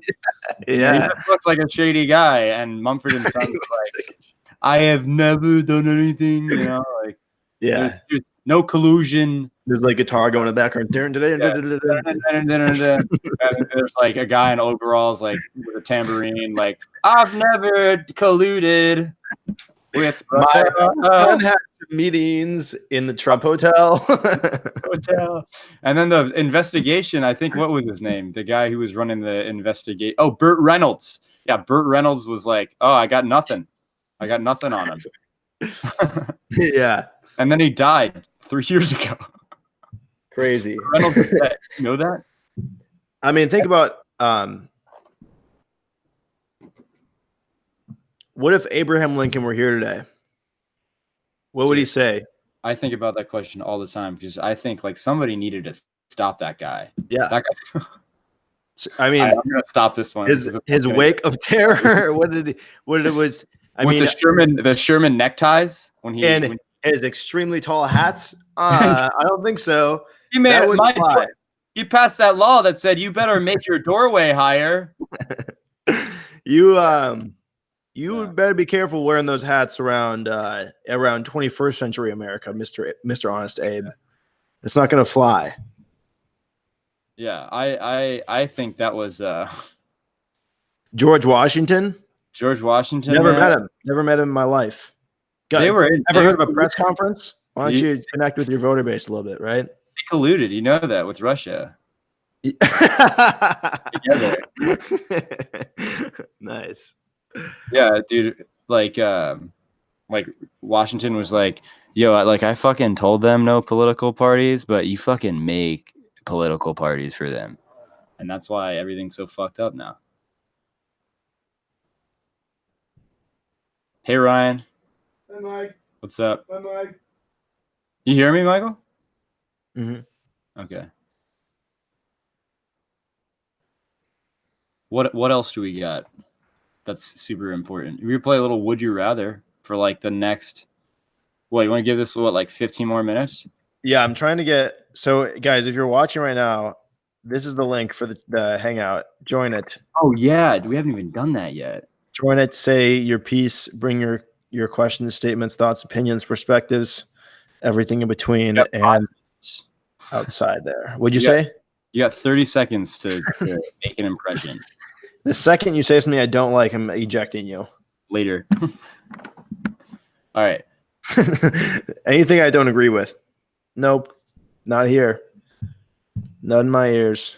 Here's the question. Would you rather lead a boring life from here forward, which sounds not that bad, or reborn with all your memories into a baby of the Dude, opposite we sex? did this one. Yeah, I know. What did you say? If I was reborn into a baby with memories of like my memories, but of the opposite sex, like I would just be like, I would just remember every time like a chick used her body to get what she wanted and be like, wow, this is going to be like easy mode. Easy mode. Yeah. I don't know. Like, because the attraction between men and women is somewhat biological, right? So eventually I would just be like, oh yeah, like I like dicks. It would be crazy to go into it with the understanding of like how powerless men can be in the face of women. You know? Like you'd be like, wow, like this guy's probably so nervous right now. Just yeah, that would be crazy. You know, be insane. Yeah, dude, if I was a chick, I'd totally be a slut, I think. Nice. What about you? Yeah, probably, most likely. Are we just saying that because we're guys, or do you think it's a good question? I guess we'd have to be reborn to know for sure. Yeah. Would you rather wear a ski suit all the time or go everywhere barefoot? Barefoot. At Michael Gerry, if you guys are able to time travel, which decade would you want to visit? 70s, 80s, 90s, or other decade? The 1920s. Why? Because there's a party? Because it's a party and it's so easy to get away with crime. I mean, that's a bad answer. But I'd probably either do that. Can I go in the future? Ooh, it's risky. That's a risky one, right? What if you show up and it's just annihilated? I'd be like, it looks like I have to find the last remaining woman on Earth and start over. Right? Like that's kind of where you're at, unless you're like, there's no chance, like everything's gone. Yeah, I mean, you'd probably just die. You arrive and everything is smoking and barren and empty, and there are corpses everywhere, and you see nothing but just devastation. So like did it just happen? Yes. You came just in time to see everything and everyone on Earth dead. I missed it by that much. Yeah, but it was non-nuclear. It was all just fire. So you're still alive. There's no radiation poisoning, but okay. Are there survivors or is it just me? It's just you. That's dumb. And no, I wouldn't want to do that. I would go to like the 80s and do a bunch of cocaine on Wall Street or something. It's funny because you could still do cocaine anywhere. It's just like you want to do it in the 80s for sure, though.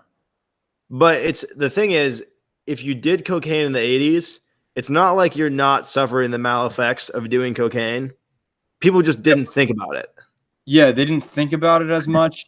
But also, too, like Wall Street was like an open, like you do whatever you want, you know, and they were like, just like the SEC was just like, oh, well, we got to stop these guys somehow. Like this is fucking other people over. But then also, too, like the cocaine in the 80s is like Pablo Escobar cocaine. You know, it was like, good. It was good, I think, I'd imagine. Right? I'd imagine. Like, I think Pablo Escobar got to the point where he was so rich, he was like, I'm not going to try to undercut this anymore. I'm just going to make it the best. And just make more money, you know? I don't know that. I'm just saying. I was having a conversation with Ryan today in the car back from the doctor. I was like, if you were as rich as a guy like Pablo Escobar, like, would you just try to go broke making the world a better place? What do you think is the max amount of money that you would want to have before you would like not care if you made more money? Dude, like if I made like $20 million or $40 million, like I am fucking fine. Yeah. Like, I'll still go broke trying to make the world a better place, have a bunch of fun, and like raise a family at the same time. Toby hadn't said that he survived the 80s. Toby did? No. What happened, Toby? How did you survive the 80s? It sounded like a great time. I mean, I think we just think of the 80s as like this like neon party the entire time. Whoop. Whoop. Whoop. But yeah. No, I think that like if I made like 20 million, 30 million, 40 million dollars, like if I had $100 million, at that point your money is just giving you more responsibilities, right? Sure. Because if you're $100 million, like you're like running a company or something, and like people expect shit out of you. Yes. But if you're just a dickhead that has like 20, $30 million, like you're just fucking around, right? Yeah. And you have a kid who might be spoiled, but you might also go broke by the time he's like aged enough to in college for him to be like, oh shit, I could just do what my dad did, and like, you know, it would be hard to go broke if you had 20 mil. I think if you had, you can make a few bad decisions. Yeah, like you're not gonna spend it all, right? But you'll make a few poor decisions for sure. Like, and most of them will probably be like business decisions. Like, you'll lose if you have $20 million and you're actively trying to invest it. Like, you're risking money, right? I'm not saying don't invest, but I'm saying like if you're somebody at like our age, right, with that much money, and you're actively trying to pursue businesses and invest it, and you don't have a core group of people guiding you, and you're just like a solo guy, like there's a high probability that you could do something, make a mistake, and fuck up and like lose it all. Yeah. You know, Toby hadn't also survived the 70s. I want you to know that. That is more impressive, I would say. But yeah, except I think that that's ironic because a lot of the people who have a lot of money, you know, very few people I would assume who of the people who have like 20 mil sit around and don't do something fairly risky with it, you know. They're always trying to like reinvest it or do something. Real estate. They want to get up like 50 and then they want to get up to 100. But for me, it's like, I'm good. That doesn't mean I want to like, that doesn't mean I probably won't want that all the time. But definitely the second that money is in my account, I am going to fuck off for like a year straight. Yeah. You know what I mean? Like if I have $20 million, I'm going to see the entire earth. Like, hire a personal trainer that's gonna make me like look like I'm made out of metal, you know, and like buy a fucking expensive ass sports car. Like it'll probably be like 17 by the time I'm done with it, and then I'd be like, all right, like let's throw 7 million at this idea, and then just save 10 mil or multiple ideas. You know what I mean? I think it's a good idea. You don't need to be like majority shareholder. You just be like, oh, I gave him $750,000 in this seed round, and then like these young guys in college are like, oh, like app is gonna make it so that you come on whenever you want, and people are like, oh, and they're gonna like, they're like, oh, young blood, like let's see what they got, you know, and like, and then it works. And then you turn your $750,000 into a $785,000. Yeah.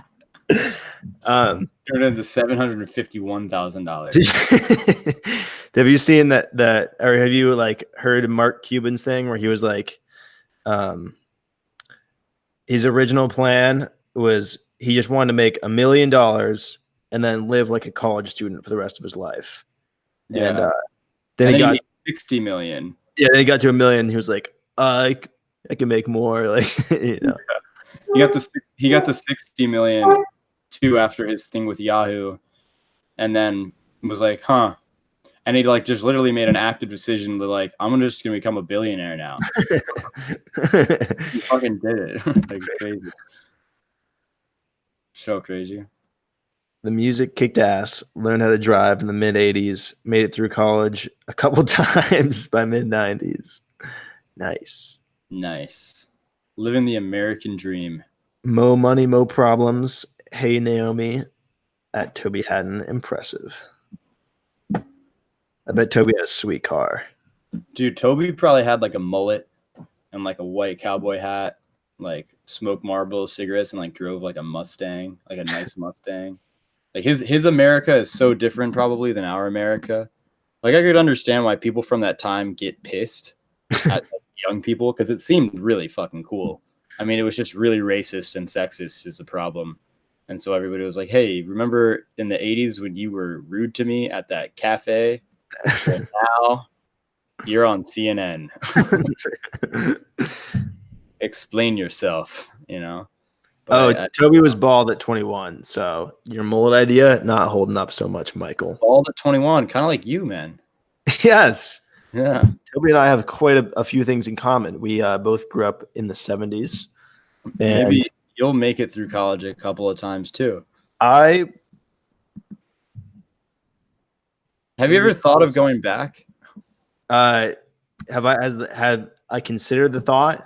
Yeah. I've thought about it and immediately decided every time, like, no. Like it's so like it doesn't even strike my mind as like something that I want to do in the slightest or that like makes sense even like a tiny bit for what I want to do. And it confirms my decision. And I don't know, it's just like, Dude, it's so funny, man, because it's like honestly, who's real? I think in a certain light, like who's really the sucker in that situation? Like they still educated you for like 3.5 years. Like you didn't just lose that knowledge, you know, and like you got an opportunity to like try new shit out. I don't know. I think too, like you like degrees, like even USC degrees are like not super valuable anymore for the kind of shit that we do. I feel like. yeah, I think they're pretty useless. I think it's interesting that I feel like the tide is going in such a direction, and like college is such a trap financially and like a lot of other ways, time wise, like development wise, maturity wise, bubble lifestyle wise. That in the future, like at some point, going to college is going to be like, oh, like that, like you went to college, like that's kind of lame. Like Yeah, you should have done something else. Yeah, I don't know. I think so too. Not in the near future, but I think it's possible. I don't know. I think it's much sooner than we would anticipate. I think for the corporate world, it's still really important. Yeah. But I think the corporate world is always behind like what is in the ether about you know, society. You know. All right. Well, that's been the Michael BACHURSKI show. You know, that was really fun having you on my show on your YouTube channel. Yeah, it was awesome. Yeah. I'd love to come back on. Yeah. You have any regrets or? Yeah, totally. So when I was in 7th grade, or 8th grade, I was like sitting across from this girl, and like I should have like kissed her, and I just had this like long moment where I didn't, and I was just like waiting there, and it was pretty weird. And eventually I did it, but I just don't know why I had that space and time. You know what I mean? It was just like, why didn't I do that sooner? You know, so afraid. I made boundaries in my own mind. Yeah, I hate when I do that to myself as well, you know, and I go, man, why am I second guessing this? And it's like, oh, because, you know, she's in my van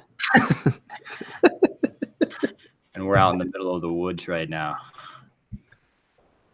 And I'm not sure that if I get caught, I want to do necessarily consecutive life sentences per se.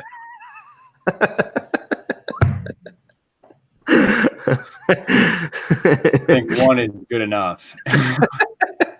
Well, I mean, at this point, 7, but yeah.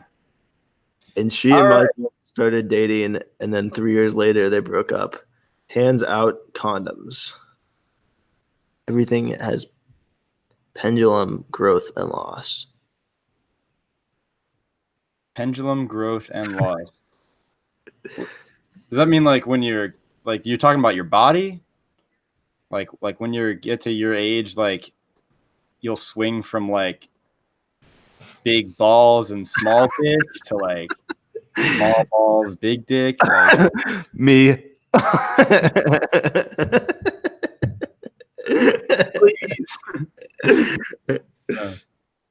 I don't know, man. I don't know about that one, Toby. Oh, you're talking about college. Oh yeah. It's a pendulum for sure, man. It's like back and forth, and it it'll continue its trajectory while the earth rotates underneath it and draw patterns in the sand. Just like a pendulum, which is just like college. Yes. So I want to share a brief college story. Yeah. Is that okay with you? Yeah. I'll keep it real brief. So Yeah. my first day, I had a very busy schedule. Okay. So I'm in my dorm room, a hot, stuffy Californian dorm room. You can smell your own sweat, your own Did you live fresh. in New North? Nope. I was in Trojan Hall. Oh, right. So I'm sitting there and I'm reading my schedule on my computer, and it says I have a class in Taper Hall 151. And so I'm packing up my belongings in my backpack, right? And I bring the textbooks that my mother bought me from the school bookstore. Mm-hmm. I put those in the backpack, and I put in pencils in the front pocket of the backpack. Okay. And I have a water bottle. Okay. And I make a mental note that I'm going to stop by the water fountain before class, and I'm going to fill up the water bottle because very good. I guess where my mental space at the time was kind of, I didn't, the last thing I wanted was to show up to my class, which was at Taper 151, and then not have a water bottle, but be thirsty in class. So I sort of just made a mental note there. I put that aside, but tried to hang on to it at the same time. And I folded up my computer and I put it in my backpack. And so I zip up my backpack and I walk outside with my backpack on, and immediately realized that I forgot my keys. And so the door hadn't shut yet. So I just go back in and I grab the keys, which wasn't the worst story I've ever heard. Wasn't a big deal. I was definitely grateful that I realized. Shut up. Forgotten my keys as soon as I did, because so bad. This is like, I just keep waiting. Like, when is he gonna get to the part where I laugh? Like, what? Terrible. This is the worst fucking story I've heard. But the interesting thing doesn't happen until 9 p.m. that night. So you just have to let me get there. It's a lot of build up, a lot of what do they call it? You've said every detail. Like, you haven't missed any detail. I open the backpack. I put my fingers on the water bottle. I pull the water bottle out. I want to fill it, but I can't put ice in it because I am not in the proximity of ice. So I fill it. I put it back in the backpack. I zipper the backpack. I prepare myself to leave. I am leaving now. Guys, someone join. I'm posting this link again. Someone join the Hangout real quick before Michael gives up on me permanently as an entity. It's not to bigger and better things. You want to hear a fucking college story from this sick ass hunk of dick? Ready? One time, me and your brother got a little sauced, and we started, doing that thing where we, do handstands and break beer kegs on our nutsacks, to snap them open just like any frat alpha would. Yes. And then I had this class at Taper Hall 155, and I was going to the class and I had my backpack on, and I got to the classroom and there was a water fountain outside. Yeah, I brought a water bottle outside, but there wasn't any ice near me, and I was like, as a mental note, I was like, because I just didn't, I wasn't near like an ice machine or something. So I made that mental note, and I was like, hey, like, a water bottle? Yeah, I already answered that question. You should pay attention to the story. I'm being very descriptive. What happens? So What like happens next will shock you. water fountains hate him. One simple trick. And he had ice in his water bottle for life. It's like we advertise that, and then we seriously do have like a scientific breakthrough that allowed us to have ice in our water bottle for life. And NASA's like, what the fuck? Like, how? And we're just a viral YouTube page. Yeah. The rest of our things are like 10 motorcycle crashes. Top 10 balloon pranks. A house made of cardboard. House full of balloons. It's like a make you look prank. Ever seen that? You watch iDubbbz? No, I've seen a couple. When he's reviewing prank shows and he's like, he like, I don't know, he zoomed in on like, and it's a fucking dumb meme. If you were there, you were there, man. I was there, man. Where were you? Huh? Well, I first want to say Naomi threw up from her cappuccino latte, which I feel very bad about. That's a shame. That's a shame. She should probably, I mean, she probably feels better now that it's out of her stomach, but That is true. she should probably brush her teeth too. Do some mouthwash in there. But it also is a fair statement that you were much more acquainted with the internet than I was at a young age. You knew all these things, memes before memes were things that people posted on Facebook. Yeah. I was very early to that scene, but I never capitalized in it. It's what I would describe as a failure to launch. Wait, give me 1 second. Let me try to 1 second. Yeah. I just want to emphasize. It's what I would describe as a failure to launch. Yeah. But yeah, no, I was. What was that last word? I couldn't hear you because of the effect. Oh, sorry. Launch, like a launch chair. Like, hey, we're going out to launch. I can't understand it when the effect's on. Let me try a different one. Maybe that'll clarify. Lunch? No, that's not helping. That one's cool. Yeah. That sounds like, have you ever listened to the David Dobrik and Jason Nash podcast Views? Yeah, dude. Jason Derulo. I know what you mean. Do that same effect again for anything. Jason Derulo. Say the word views. Views. Nice. Views. What's that one test? The aspiration. I just gotta look it up. The the NFPWJ one. Yeah, had you ever had to do that in high school? No. I had, because I went to a public school. Where you actually had like gym sports, like you played dodgeball and it was like survival of the fittest. Of course, yeah. Yeah, which was really, really cool. I don't know the name of the dodgeball is a great sport. Yeah, the fact that they got rid of it in school is makes sense.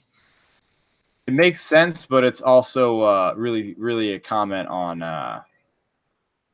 how sad we have become as a nation. It's a very anti-alpha maneuver to remove that. Yeah, and it's somebody who I mean, I do not respect weakness at all. I mean, when I have children, my plan is to have 15 children and then have 1/3 of my children fight the other 2/3, and so that it'll make them stronger. It will show them the cost of betrayal. My plan, the only reason I'm pursuing wealth at this point in my life is to be able to afford a property with a cliff. Yeah. And if my children look like weaklings, yeah, I will send them to the pit of weaklings. Yeah. And if they survive, thank you, Father, for showing me pain so that I have become strong. Yeah. That's how my kids will greet me every dinner. And I will tell them when they can be seated. We will have a 4,000 calorie meal once every day. For your diet, it will all be protein and meat. We'll eat 1 cow per day.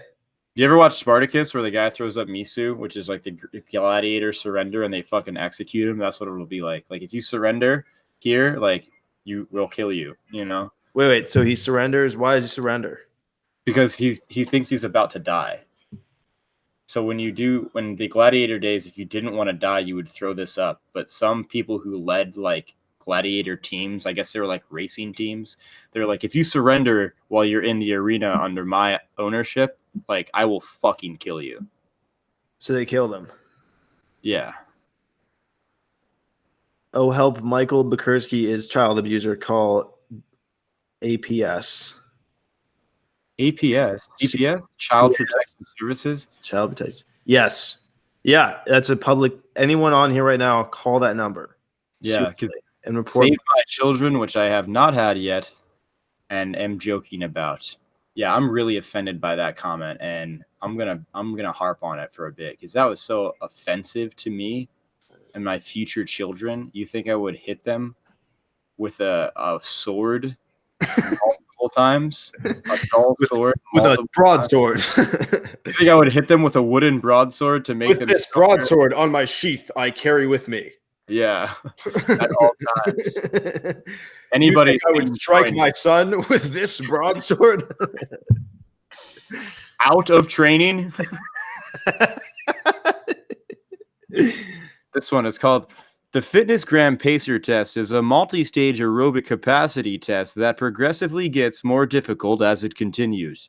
So like you go into the gymnasium and you listen to this audio clip, and then they like make you do a workout to this test, and they'll be like, down.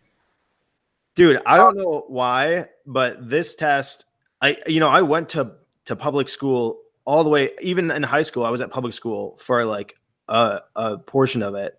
And none of my schools, I think that's just the place I lived, we just didn't do that test. But everyone else seems to know it somehow. Yeah, dude, the Fitness Gram Pacer Test. You it's meant to see like the I think what it is it's kind of like when I shouldn't be talking about this. I'm gonna find a different example. Hold on. It's kind of like when like you got to separate the men from the boys, you know?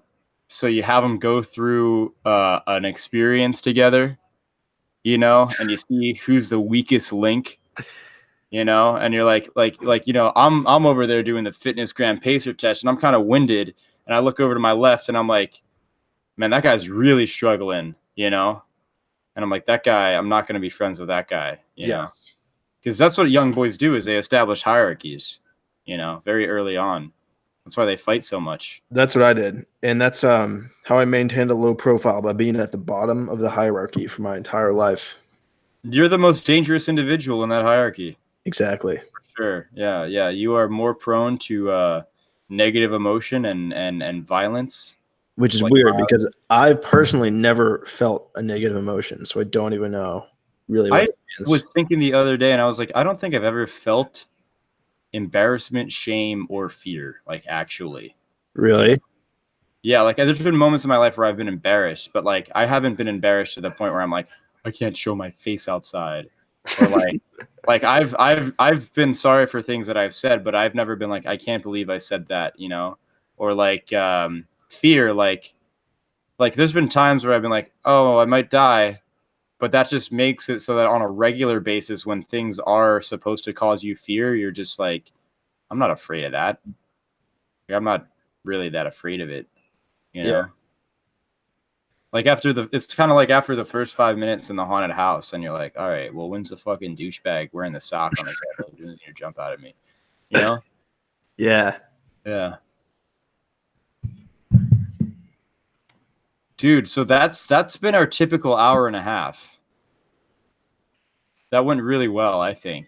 So what we usually do at the end is we make. Sorry, Michael, I don't want to. Give me a second. I'll do it because it is my show.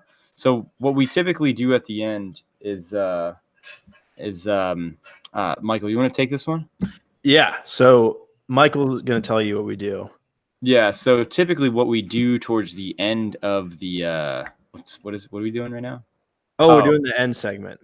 Got it. So what we typically do towards the end, I'm not super well versed on. It's typically Michael's department. Right. So, Yeah. We work together on it. yeah. Do you wanna- Generally, yeah. yeah. We can kind of sort of bounce ideas off each other here. Yeah. Cool.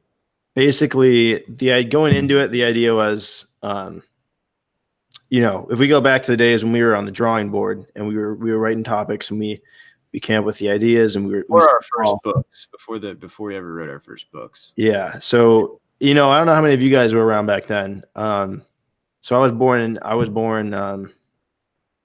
quite a long time ago. And, I've seen some things in my day, seen some things here. Yeah. And not to get too far off track here, but I spoke to a man on the streets of San Francisco. He told me a parable, and he said, you are either a tea kettle in the world, dancing among the chains of pumas, cheetahs, lions, and tigers, or the tsunami is going to wipe everything out. And that's really profound.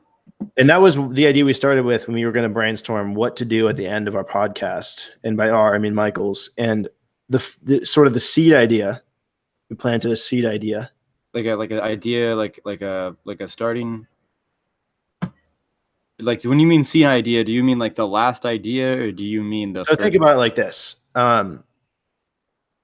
in Antarctica right now, we have a bank of millions of seeds, just in case all plant life is wiped off the planet. Okay. So is this like is this like a sort of? I'm sorry. Continue. Oh yeah. So what I was getting at there, if to evaluate the nature of a seed, you need to think about to evaluate the nature of anything. You need to think about what is the nature of being something in general, right? So and that traces back to what is the nature of being.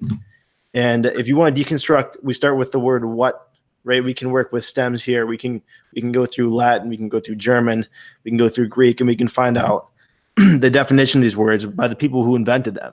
Who better to describe the words and to provide an explanation than he or she who created the stems for the words? Are you talking about okay, I'm gonna take you back a few steps. Are you talking about like the fitness gram pacer test is like a multi-stage aerobic capacity test that progressively gets more difficult as it continues? The 20-meter pacer test will begin in 30 seconds. Line up at the start. The running speed starts slow but gets faster each minute after you hear the signal boop. I'm glad I let you finish that statement, but no, nothing to do with that at all. I knew that it had nothing to do with that from the first word you said, but right, in the interest of being polite, I am your guest. I figured I should let you conclude your thought. Do you want to explain yourself? Yeah, I'd love to if you give me a moment. Okay, yeah, go for it. I mean, the tables, the floor, the chair is all yours. Awesome. I just feel like you've been cutting me off a lot this podcast. Sorry, that's not what I'm trying to do, but again, it is my show, and you should show me some respect before you come in here and try to offend me. Okay. But yeah, go ahead.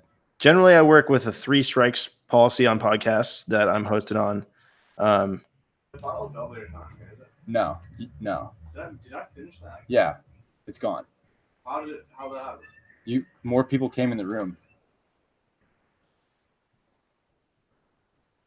Is Jake Bielecki mad? Jake Bielecki is not mad, but he does not remember finishing an entire bottle of Belvedere, which, between you and me, that dude fucking put it up his ass and like butt chugged it in front of an entire room of completely sober people. Dude, I heard that. I think Bridget told me that he did that. Yeah, because she's really involved with your live stream. I heard. Yeah, her and I keep in good touch. Yeah, but I do want to get back. I do want to get back to what we were talking about because because I just have something to say like on that regard. Sure.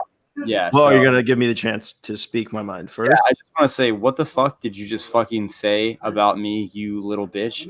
I'll have you know that I graduated top of my class in Navy SEALs, and I've been involved in numerous secret raids on Al Qaeda, and I have over 300 confirmed kills. I am trained in guerrilla warfare, and I am the top sniper in the entire U.S. Armed Forces. You are nothing to me but another target. I'll wipe you the fuck out with precision, the likes of which you have never seen before on this earth. Mark my fucking words. You think you can get away with saying that shit to me over the internet? Think again, fucker. As we speak, I am contacting my secret network of spies across the US, and your IP is being traced right now. So you better prepare for the fucking storm, maggot. The storm that wipes your pathetic, the pathetic little thing you call your life off the face of the earth. You're fucking dead, kid. I can be anywhere, anytime, and I can kill you in over 700 ways, and that's just with my bare hands. Not only am I extensively trained in unarmed combat, but I have access to the entire arsenal of the United States Marine Corps, and I will use it to its full extent to wipe your miserable face off the continent, you little shit. If you only could have known what unholy retribution your little clever comment was about to bring upon you, maybe you would have held your fucking tongue, but you couldn't, didn't you? And you're paying the price, you goddamn idiot. I will shit fury all over you and down you. You're fucking dead, kiddo. Yeah, again, that I knew immediately had nothing to do with what we're talking about. In the interest of giving you your platform, let you finish. I just wish the same respect would be extended towards me. Yeah. So if you want to go ahead and have a rebuttal to that, I mean, I found that on Copy Pasta. That's where I've been taking all of my quotes, because I think, you know, they make a lot of like right words, you know what I mean? Like, what's the make a lot of, it's like, I don't like Make-A-Wish. Yeah, Make-A-Wish Foundation, exactly. Which brings me to our sponsor. This evening, our sponsor is I'm the Make-A-Wish kid, and I want to be on your show. I am talking to a Make-A-Wish kid right now. And that's what this is all about, America, as I address every single one of you individually with my sweet voice and caress your ear vaginas with my the oxygen manipulated by my tongue. Now, Michael, you have been at the center of some controversies as of recently. I saw on a podcast that you had a pretty intense confrontational discussion with the one Michael BACHURSKI, who seemed very rude and seemed like he wanted to cut you off constantly. Do you have any comment you would like to make? Yeah, I don't remember. Give me 1 second. Let me finish. Go ahead. No, I just have no idea what you're talking. I mean, I believe it. I believe it happened. I can't remember it. Are you an alcoholic? I did tons of I was at Coachella, and I saw Flume. Oh my god! And I had to be on suicide watch for a week because I did so much Molly that my brain did a 720. It did a 360 in my head. It did a 360 and my brainal cord. It would have been funnier if you said my brain did a 420. Get it? Ha ha ha. It would have been funnier if you said my brain did a 420. Ha ha. That joke sounds funny and I believe it. I just don't know what the reference is because I don't remember any jokes. Okay. Maybe I'll do it one more time. If you had said 420 instead of 720, that would have been really funny because the drug joke. All right, what about this? Elon Musk. I think Elon's got to change his last name to Tusk after how he fellatiated that elephant. Do you remember that? It was very public when Elon Musk fellatiated that elephant. Is that a verb? Yeah, I think so. I think he has to change. I think he has to change his name to Elon Tusk now. I was very sad. That man belongs in jail. That man is a criminal. He really should be in jail. I mean, after that, the FCC. I mean, the fact that he thinks he can get away with that. Ho. If I was the president, I would be. Let me tell you, brother. If I was,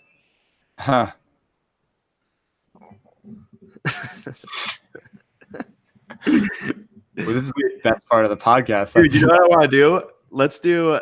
We should do a day where we do this for 24 hours straight.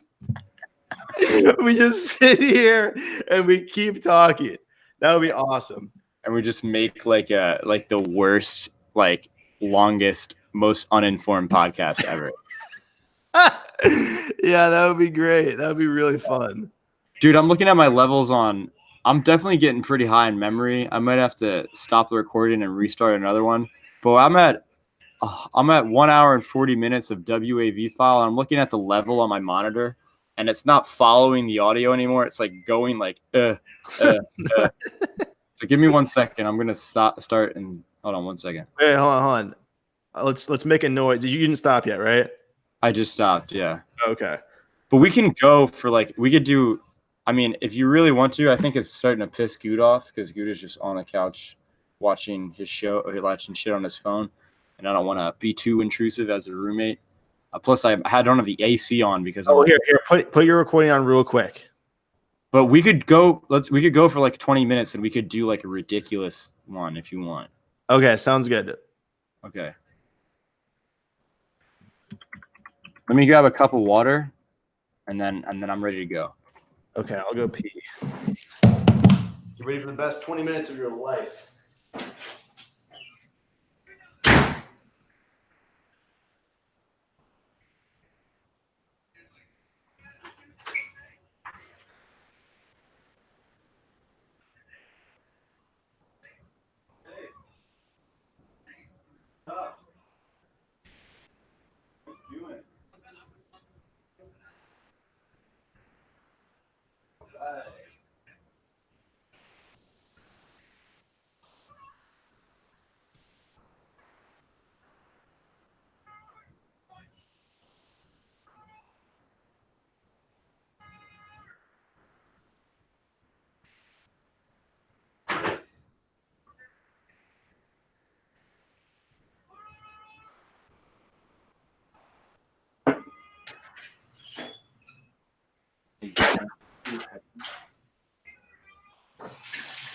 Still on it? I thought you were. Yeah, we're gonna. I was waiting for you guys to stop so I could do homework.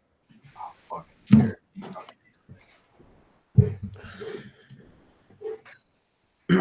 Mike! Dude, don't.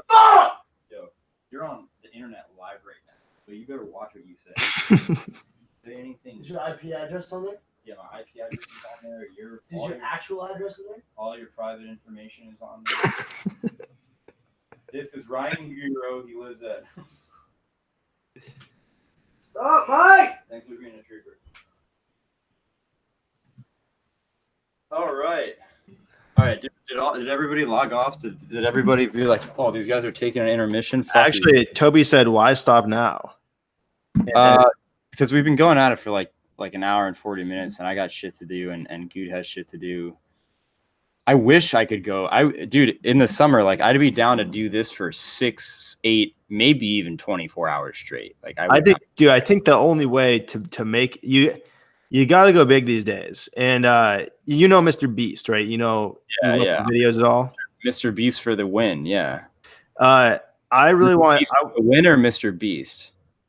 Mr. Beast. Who's the other Beast one? For the win. He does like Grand Theft Auto. Like money giveaways online. Okay. Yeah. Wait, did you start your recording? Did you start your recording? Yeah, I recorded. I started after. Oh, okay. I'm recording now. Test. Test. Okay, yeah. Put your earphones onto your mic for a sec. Okay. That'll be useful for me. Wow, that actually worked. Sweet. Yeah, it came up, it registered. I wish I could play it back right now. All right, so let's get going here. Wait, I want to talk about Mr. Beast. He does all these crazy things, right? Yeah. Yes. Yes. I want to start doing things like that with like The live stream, you mean? yeah. I want to just incorporate things like that into the like live stream lifestyle, like just crazy things that's like live streaming this for like this many hours, and but I just want to get like the infrastructure of the live stream and like the stability of everything in a place where it'll work. I think you're there. I think you just kind of just start doing that stuff and it would work out, you know? There's a couple I want to get on like more platforms first, and Like TikTok? primarily I want to be streaming on TikTok. I'm gonna make the transition later this month Okay. from YouTube, officially leaving YouTube. Officially leaving YouTube, starting on TikTok, and then going back onto old school RuneScape. I'm gonna be a old school RuneScape streamer on TikTok. Dude, that actually wouldn't be the thing is, dude, I would totally do something like that because there's a niche for that, but I don't know fucking jack all about RuneScape. Like, I don't know a fucking thing about RuneScape. Like, dude, a great hangout idea. Me and you, we're gonna play RuneScape together.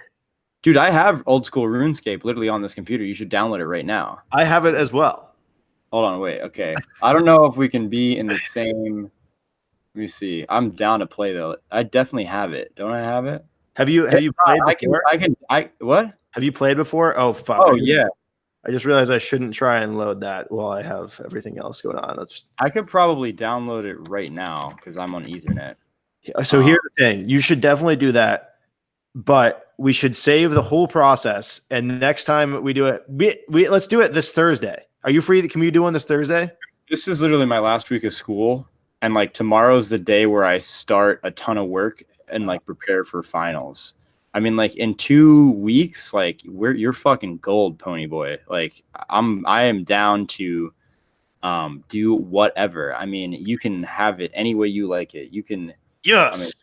You can pee on me. I want to put it in my butt. Like I don't give a shit. Yeah. RuneScape style. I want to install it into your backside. What is your name on RuneScape? I have a couple accounts. We don't need to get into who's played a lot of RuneScape and who hasn't. And no, just tell me one of your most favorite names on RuneScape. I think Mage 75, I believe. I didn't hear that one. What was it? Magey Man 75. I'll put it in the chat so if anyone wants to add me, okay, can Man 75. So you can. I believe that account still exists. Hopefully, yeah.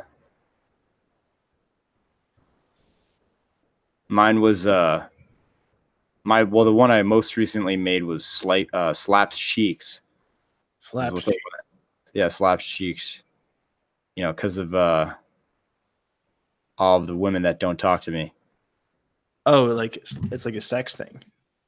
Yeah, but I just wanted to, because I knew it would say dialogue, like there was dialogue in it.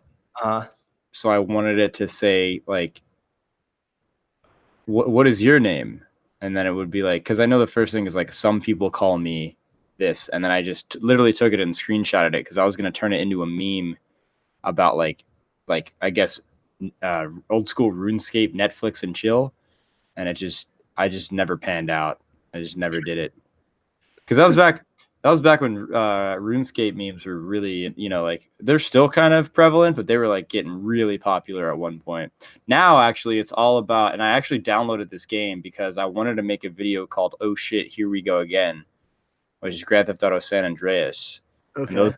Those memes are getting pretty popular right now. Yes. You know what I mean? It's like at the beginning of the game, it's like, "Oh shit, here we go again," and CJ like gets on the bike and goes and rides to Grove Street, and then he meets Big Smoke, and Big Smoke is like, "You came to the wrong house, fool!"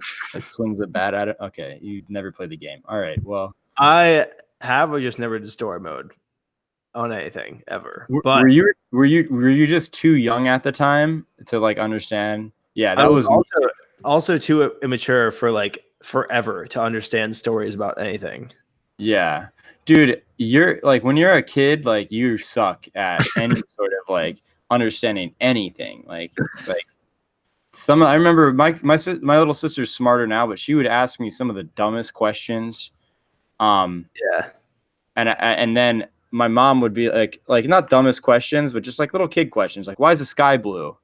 I remember she asked me that question, and I had to make a decision. I was like, okay, I could give her some dumb answer for a kid, or I could just be like, actually, those are light particles refracting off the surface of the ocean and reflecting back up into the sky.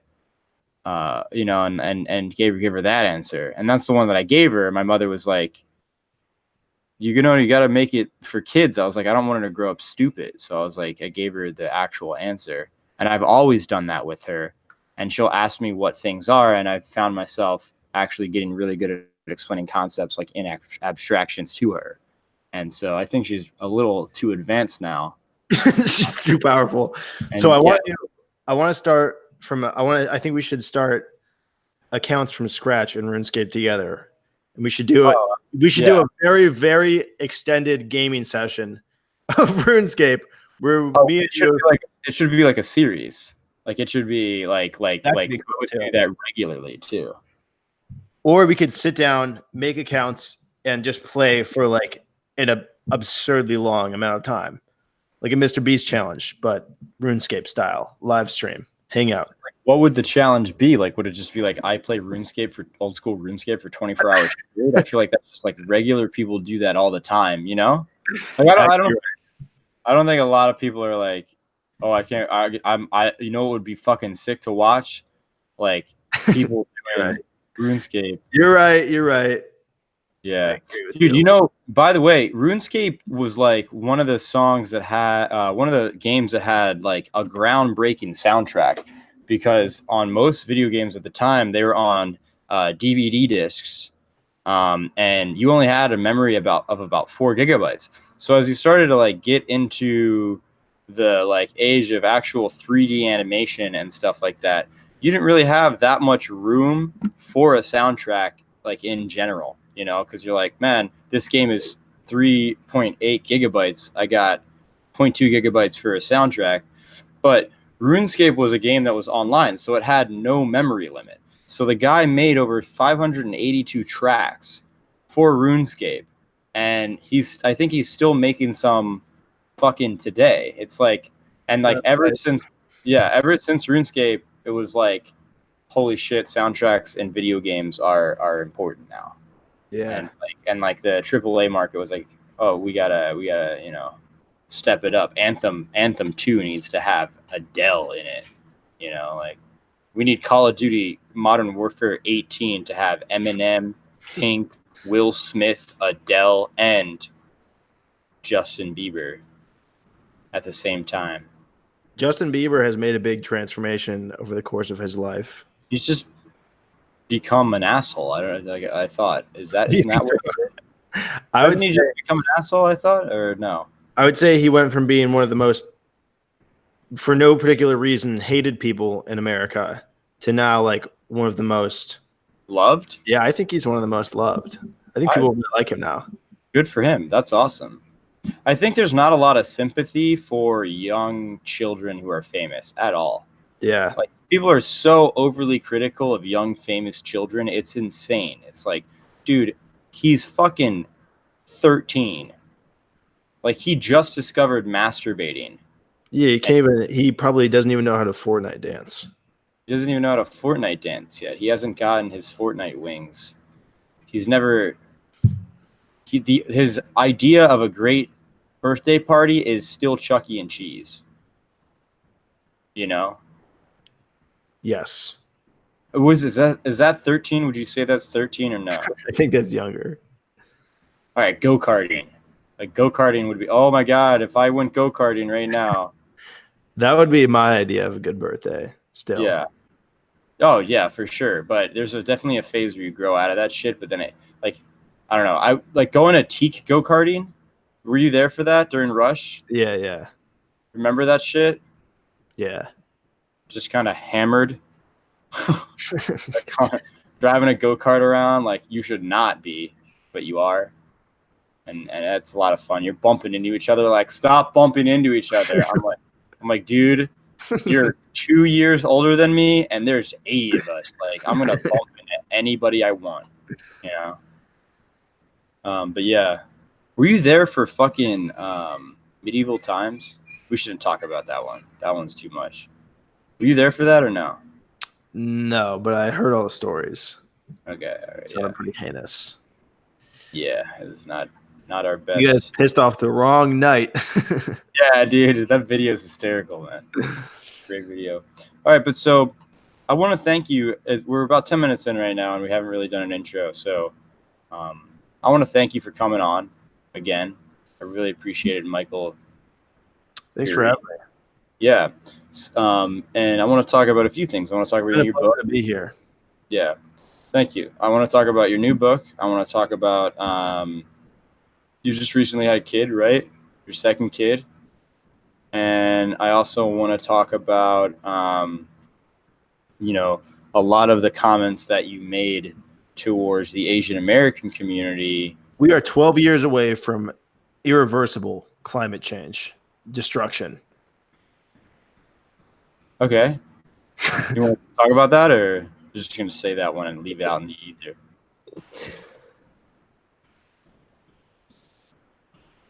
All right. You're going to keep quiet on that one? Nothing to go with. All right, so let's move on to the first topic. We got a copy of your book here. It's called. I'm almost ashamed to read the title out loud. But it's called "The Asian American Question and the Death of White America" by Michael Gerry. You said Dr. Michael Gerry, but I know that you're not one. So I'm just going to say. I took an online certification. Okay, so do you want to talk about this one at all? Or yes. I mean, you're very upfront with what you believe. I'm very well versed in the subject. Very being upfront. Vocal. I wouldn't describe that. I wouldn't use that. I would like you to ask me a question now. Okay. As I'm your guest. Of course, guest. Why did you do this? Like, why? Why was? I would like another question. Okay. What asinine reason in your fucking head made you think it was appropriate for you to write something so full of hate and so incorrect? And I don't mean like politically incorrect. I mean legitimately factually incorrect. My first book, Why Costa Ricans Are All Stupid, did very well. It was a New York Times bestseller. Because I think that was more people were shocked that you actually wrote this. My Amazon reviews tell a different story, and I felt uplifted and reassured in my research and my beliefs, and in the library, my ancient library of stones with hieroglyphs, from which I reference all the information for my books. The ancient texts, as all people should have in their home. Yes, which must be they must be well maintained in a humidor chamber. And I have a maid, a Costa Rican maid, who, might I say, one of the smartest women I've ever met in my life. Transgender. Yeah. And just my third book coming out, which is called. Such a backhanded comment. My third book, which is called Why Most White People Have Bad Hair, I think is going to I think will be my final book. It will complete the trilogy. That one seems a little bit more tame than the other titles. Well, I got most of what I wanted to say out in the first two. Let me say that. Yeah, I mean, you got a lot out in the second book, certainly, and I gave it a read. And I have to tell you one thing: I am convinced. I am balls to the wall on your side. Certainly, the intention of the book. Except I'm completely not at the same time. Which part are you not convinced of? I think the one part where I said that the reason we invaded Vietnam was because I don't want to use the language that you did. No, please, I implore you. No, I'm gonna not this time. But but I think you made some claim that the reason this is an open public form of debate. A debate. I think that we should be willing to use adult words. I think this is not an adult word like you think it is. I think that you don't need to say these ones and still get your point across. I think you made the claim that we went into Vietnam defensively because of what you described as the rape of the Tonkin Gulf. Well, I've never been much of a golf player, but I felt confident in what I said there. Yeah, well, you were confident enough to say that Vietnamese Viet Cong soldiers boarded our vessel in the Tonkin Gulf and proceeded to molest and rape the soldiers on board before they executed them all in front of their families, which, by the way, is probably not even logistically close to what happened. What? I'm sorry? I think this is something my assistant wrote. Okay. Do you want to tell anybody else in the world before they peg you as a outspoken racist what sections your assistant wrote and why they wrote them, or are you just gonna? Yeah, I only have one assistant. She's a Costa Rican, one of the smartest people I've ever met, and transgender. And completely, I support everything that she says. Okay. Stand by her. Okay. So. Right. That's good. I mean, I find it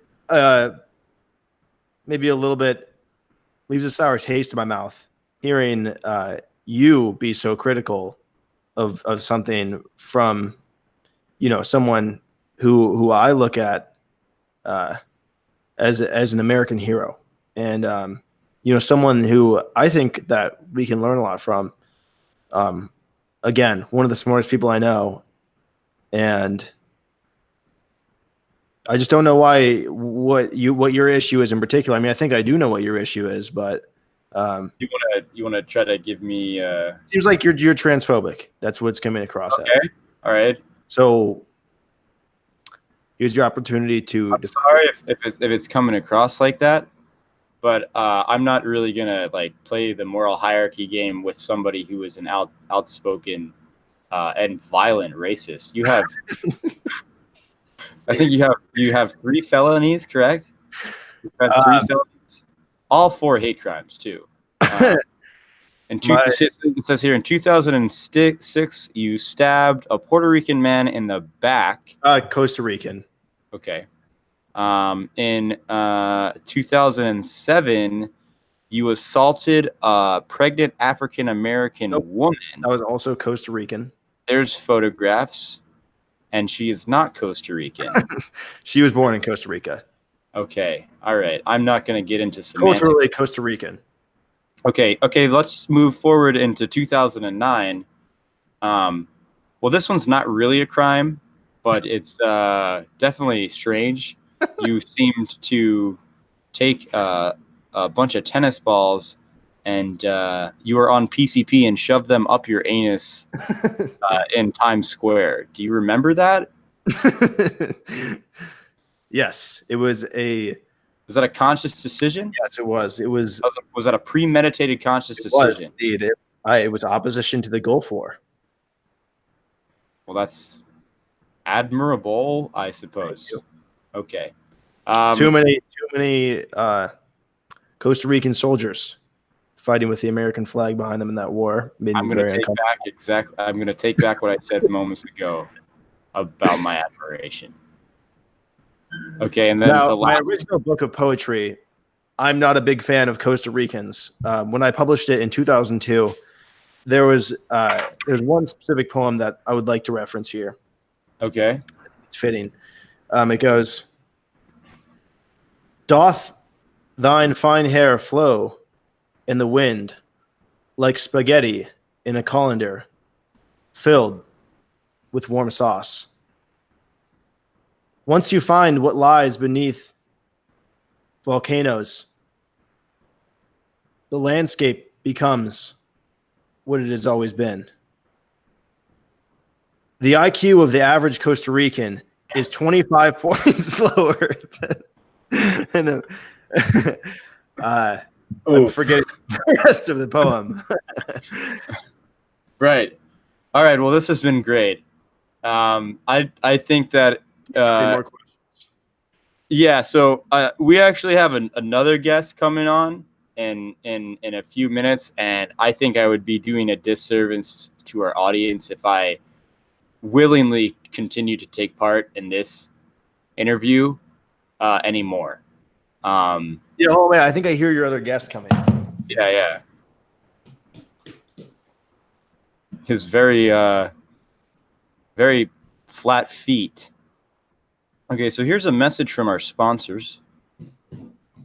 Are you having trouble reading, eating, or seeing words while also consuming food? Try Notebook Eat, the new app on the App Store, which helps you eat food while you read at the same time. Be able to read 600 words a minute while also eating bananas, cashews, or asparagus, but not any other types of food.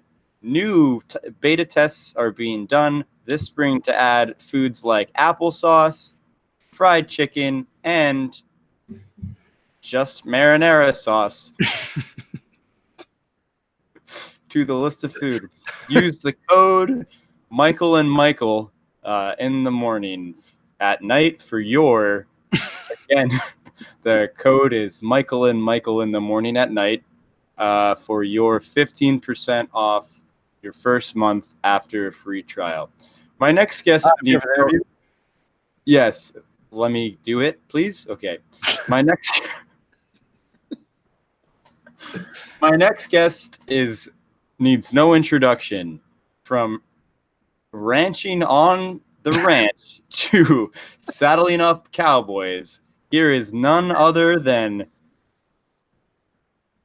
Samuel Cowboyson, the Bucks County Tuckahoe cowboy, coming here to dip skull, rip coal, and neglect his children.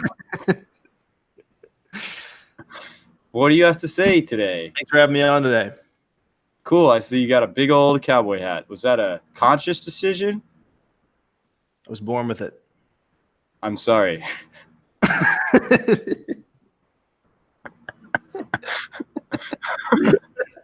It's fine. Yeah. So I want to hear about your time in the Navy SEALs. Yes. Go.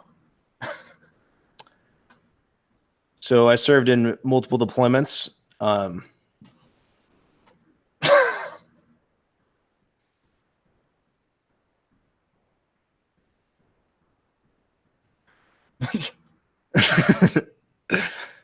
you have anything else? I found it to be a very worthwhile use of my time.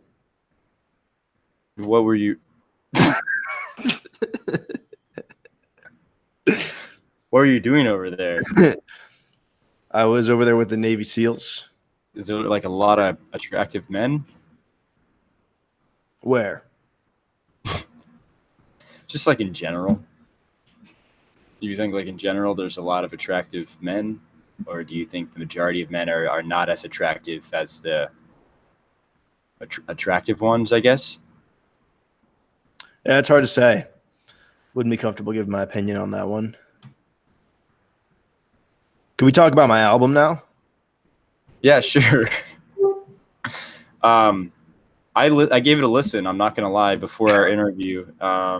And I love a lot of the songs that you have on there about family and, you know, loving your family and being in love with your family and loving a member of your family secretly, and having a lot of intimacy and love shared with individual members of your family for years, consensual or not. And like, is that come from a real life inspiration or no? I think all music comes from the heart in one way or another. Yeah. How much heart you put into this one, Sam? A lot of heart into it. Felt good writing that. So, as a country singer singing about countries, you kind of have distanced yourself from the traditional country singer in that, you're not talking about barbecues or beers. You're literally talking about countries in alphabetical order on a list. Economic crisis in Djibouti is something that people have been ignoring for a long time. And I felt it was my duty as an artist to bring more attention to it and get the global governance involved in any way possible. I think it's our duty as country singers to take an interest in countries and hopefully find a way for all of us to work better in the future. So now that's interesting because you're also the president of Djibouti. Is that correct? Well, heir to the throne. Right. So do you want to like do anything about that, or are you just gonna like make music? I find music's my passion, and I try not to let myself get distracted with things I'm not passionate about. So I've mostly let the governance go to my unders, and that'd be my son, my daughter, whom I love very much. I love my daughter very much. Wonderful daughter, beautiful, thick breasts on that daughter, and she runs the country as well as you can expect. How old is your daughter? An 8-year-old girl to run a country.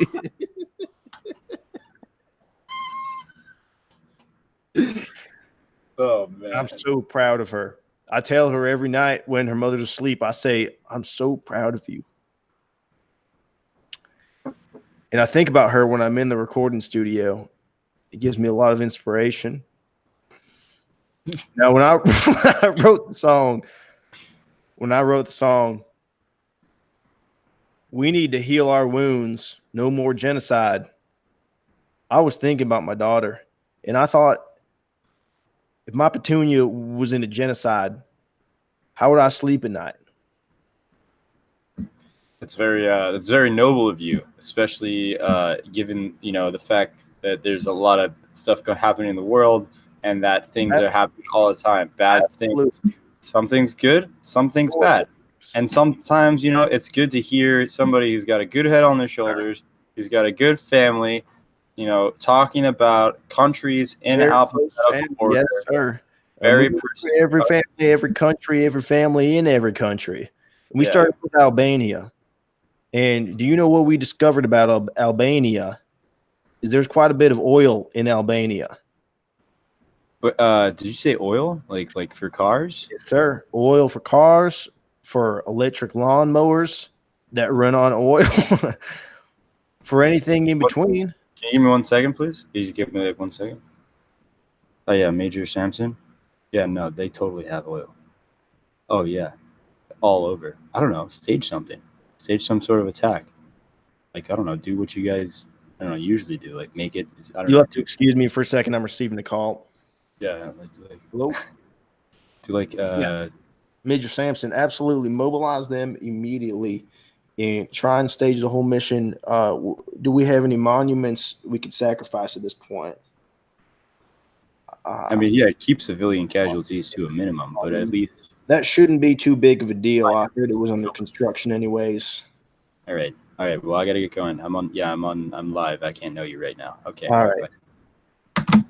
Let's make that happen as soon as possible. And I want to hear about the prophets. It was good talking to you too. Now, what were you just talking about there? I was talking to my mother about my depression. Yes, as was I. I was speaking with your mother, and she has terrible depression. Yeah. It's very bad. Yeah. Very cool stuff. Well, this has been great. We've had a Your mother is terribly depressed.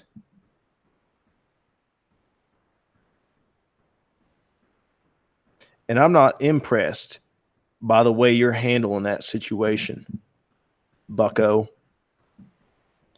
If I were you, I'd be doing things different. Let me tell you what I did when my daughter got depressed. I brought her into my room, and I sat her down, and I said, Petunia, what's getting you down? And do you know what she said to me?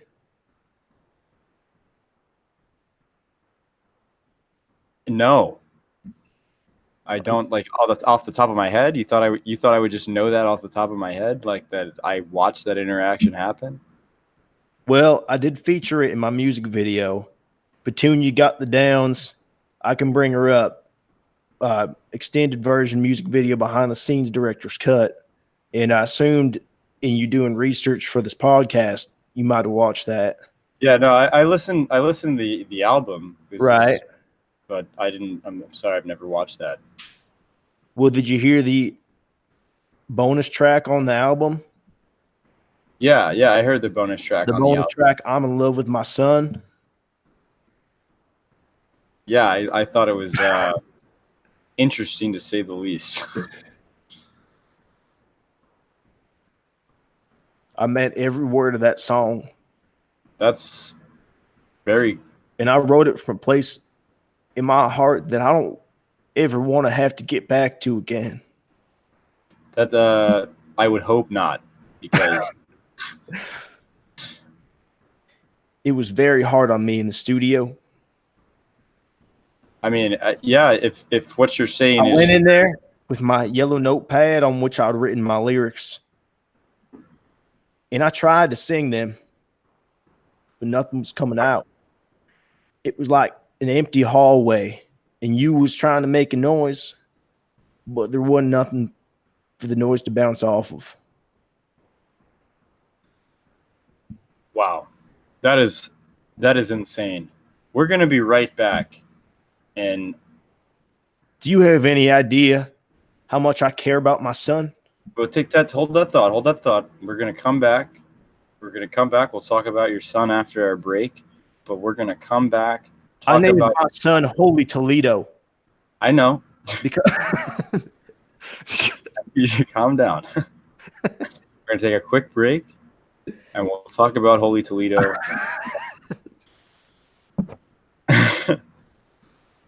Hey there, kids. You guys want to have a good time? Maybe you come on down to Chris Brown's for a whole night of fun-filled festivities. We got laser tag, we got regular tag, and we got freeze tag. Those are the only 3 games in the whole warehouse. It's just an empty warehouse. There's no other games here at Chris Brown's Fun Time and Festivities. The talk show leading the fight against communism just got a whole lot more kick-ass. I think he should be in jail. I think you're stupid and you are uneducated, sir. Intellectuals from around the country come together in a debate tournament to settle all pansy-ass debate tournaments. Able to access the controls on the plane?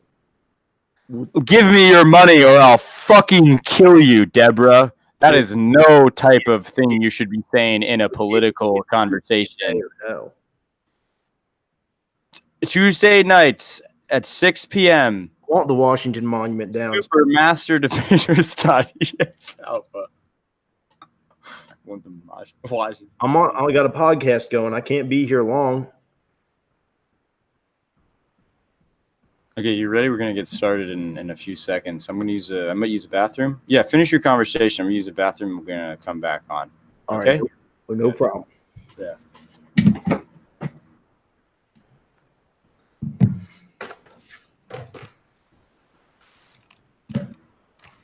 Okay, guys, for this intermission, I'm gonna show you guys some fun YouTube clips. And I'm gonna react to them. Crazy YouTube clip.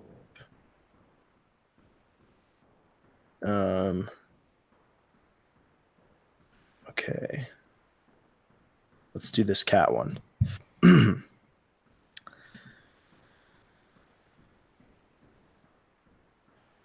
Okay, so this guy's taking off here with his like parachute thing, and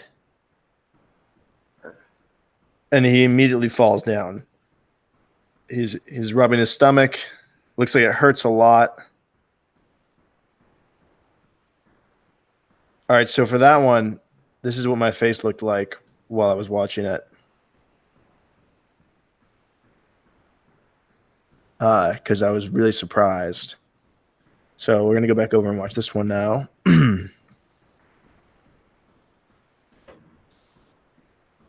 Oh my goodness. Wow, she went all the way in the pool. So this was what my face looked like during that one. Hey, that was a lot of fun. I had a lot of fun doing that. Oh, hold on a second. Oh, we're still in character? We're still doing this? We're still doing this bit? Okay. All right. What was so loud? Oh, that was probably you. Okay, so let's start. Get back on topic. Your son, Holy Toledo. Yes, sir. He's armless, legless, and has no face. Legless and the love of my life. And I mean that like a father to his son. Wow. That's so impressive to hear. Appreciate that. How did he navigate, high school? It wasn't difficult for him. He's a quick learner. Did he just roll around, or? You mean literally, how did my son, Holy Toledo, navigate through the hallways of his high school? Is that what you're asking me? As a student that doesn't I'd like to get your question straight. What exactly are you asking me? I'm just asking, how does somebody who has no arms and legs or face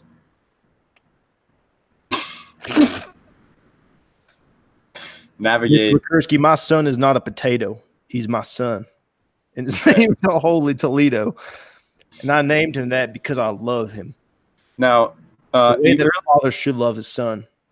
Earlier you said your son was not a potato, but his birth pictures were not taken at a hospital. I remember that too. You sharing that with me over the phone. But you did actually. I will show you a picture of my son, and you will have to tell me for yourself if you think my son is a potato. I guess you did. You said that you conceived him on a potato field? Does my son look like a potato to you? I like a serious answer.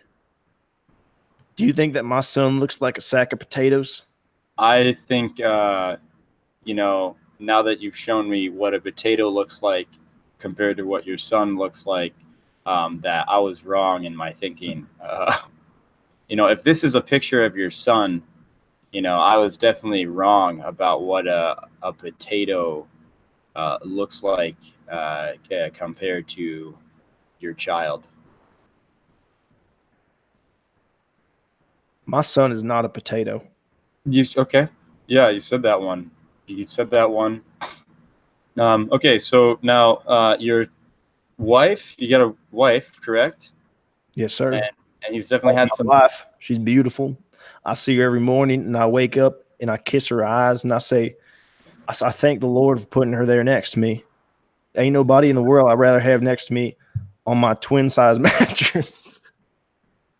when I wake, you kiss her eyes, dude. I love that woman more than anything else in the world. Most beautiful woman I've ever seen. Very cool. You wanted to describe her at all? She's 4'1". She was national rowing champion for Yale, where she studied anthropology. That's why she knows so much about the world. I learn from her every day. She'll teach me lessons about like formal lessons, like a formal lesson. We'll sit down in the classroom that I built next to my twin bed, and she'll teach me anything I ask her about, algebra, arithmetic, anything in between. Does she look like a potato? Does my wife look like a potato? Like in general? I think you better ask yourself that, Michael. Does your wife look like a potato? I'm actually not married. My wife is the most beautiful person I've ever seen. When I look into my wife's eyes, I see rivers of waterfalls, multiple waterfalls flowing out of rivers, going into more waterfalls. And I see my son in her eyes. Because my wife's. I see. Is that why you kiss her eyes? I see spuds. I see spuds. It's in her eyes. Well, that's all great. You Most know, beautiful spuds you've ever seen. I am thoroughly impressed with your accomplishments in your career and Thank you. your children and your wife. And I can't wait to hear this album rocket up the charts. Sam, and I can't wait. But our time here, Sam, has come to an end, and we have another guest coming up, and I just want to say God bless. I love it. Have a good. I'm done on this podcast Yet, or I don't feel like my time is over. I'd like to continue speaking with you if you wouldn't mind. okay. What do you want to talk about? Tell me about the spuds in her eyes and how you see your son in those potato spuds in her eyes. Because that's really what I want to My ninth track on the album is called "The Spuds in Her Eyes." I see my son in her eyes, and I wrote that. So you wrote that one in Afghanistan. Yeah, right? I wrote that in Afghanistan. I was traveling there as a diplomat from Djibouti, and I was looking into the economic crisis that, unfortunately, after the 911 call in the September, we had an issue where we had to go to war in order to protect our troops. And so we had no choice but in Djibouti to partner with the U.S. military. I mean, if you don't support the troops, Exactly. you and I are going to have some explaining to do in this year that it is right now, 2001. And I teamed up with the American Army, the American Armed Forces, the military, the Navy, and we went over there and we served justice by building pipelines that could deliver justice directly to our people in mass quantities, and it could lower the price of liquid justice in Djibouti. And unfortunately, we've had some embargoes going on due to some human rights crises, or whatever the Democrats in your country want to call them, that are preventing us from having access to our pipelines, our freedom pipelines, as I like to call them. And it's causing significant economic problems and ripples for our people. And I've been hearing about this from my daughter. As she's run the country, she'll tell me every now and then, Daddy, what's going on with the pipelines, with the freedom? People aren't getting enough freedom. It costs too much to put freedom in your car. Well, why are we having problems with our freedom? We need to invade another country to get more freedom, liquid freedom. And I said, honey, keep an eye on that Washington Monument.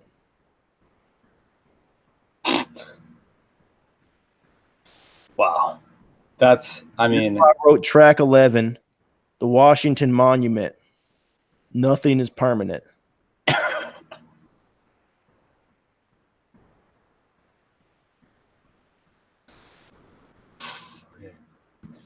Wow. I am speechless. I'm blown away. Not only am I blown away, but I also have nothing to say about that anymore. It reminds me of my track number 12, the Washington Monument, Blown Away. It's about how the wind changes everything. One day, you could build a sandcastle. You could build a stick sculpture.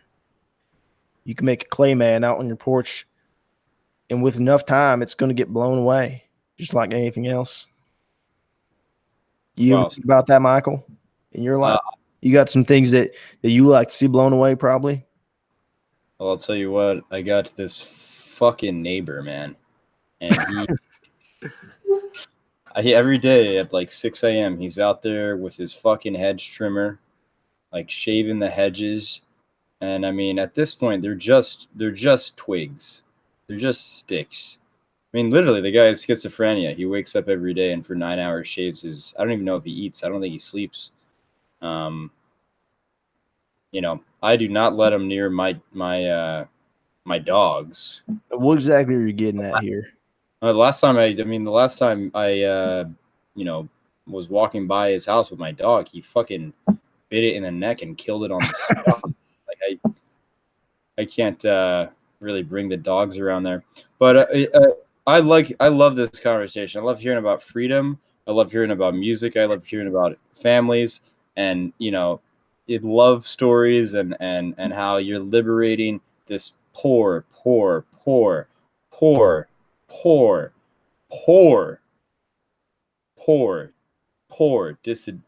disenfranchised, disadvantaged, poor nation. Yes, sir.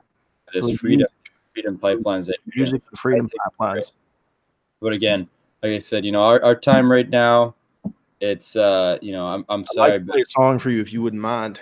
yeah, if you want to play a song for me, get set up. I'm gonna do one more ad read. Okay.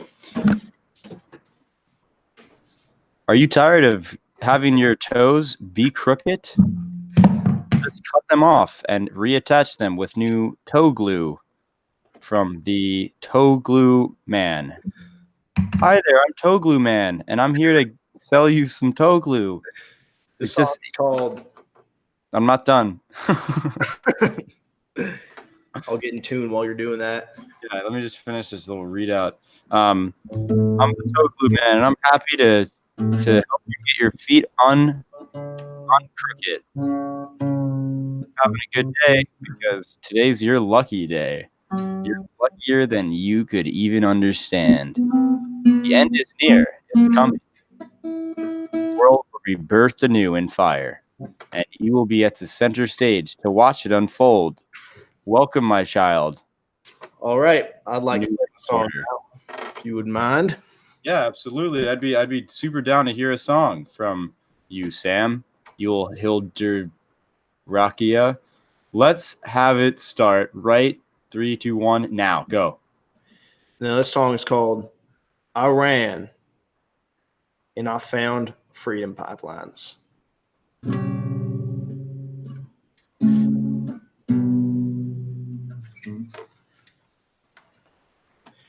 I ran in the morning to the freedom pipelines.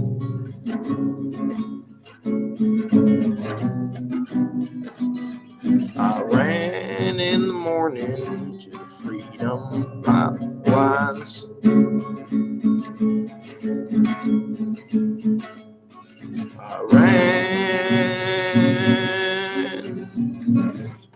I ran in the morning to the freedom.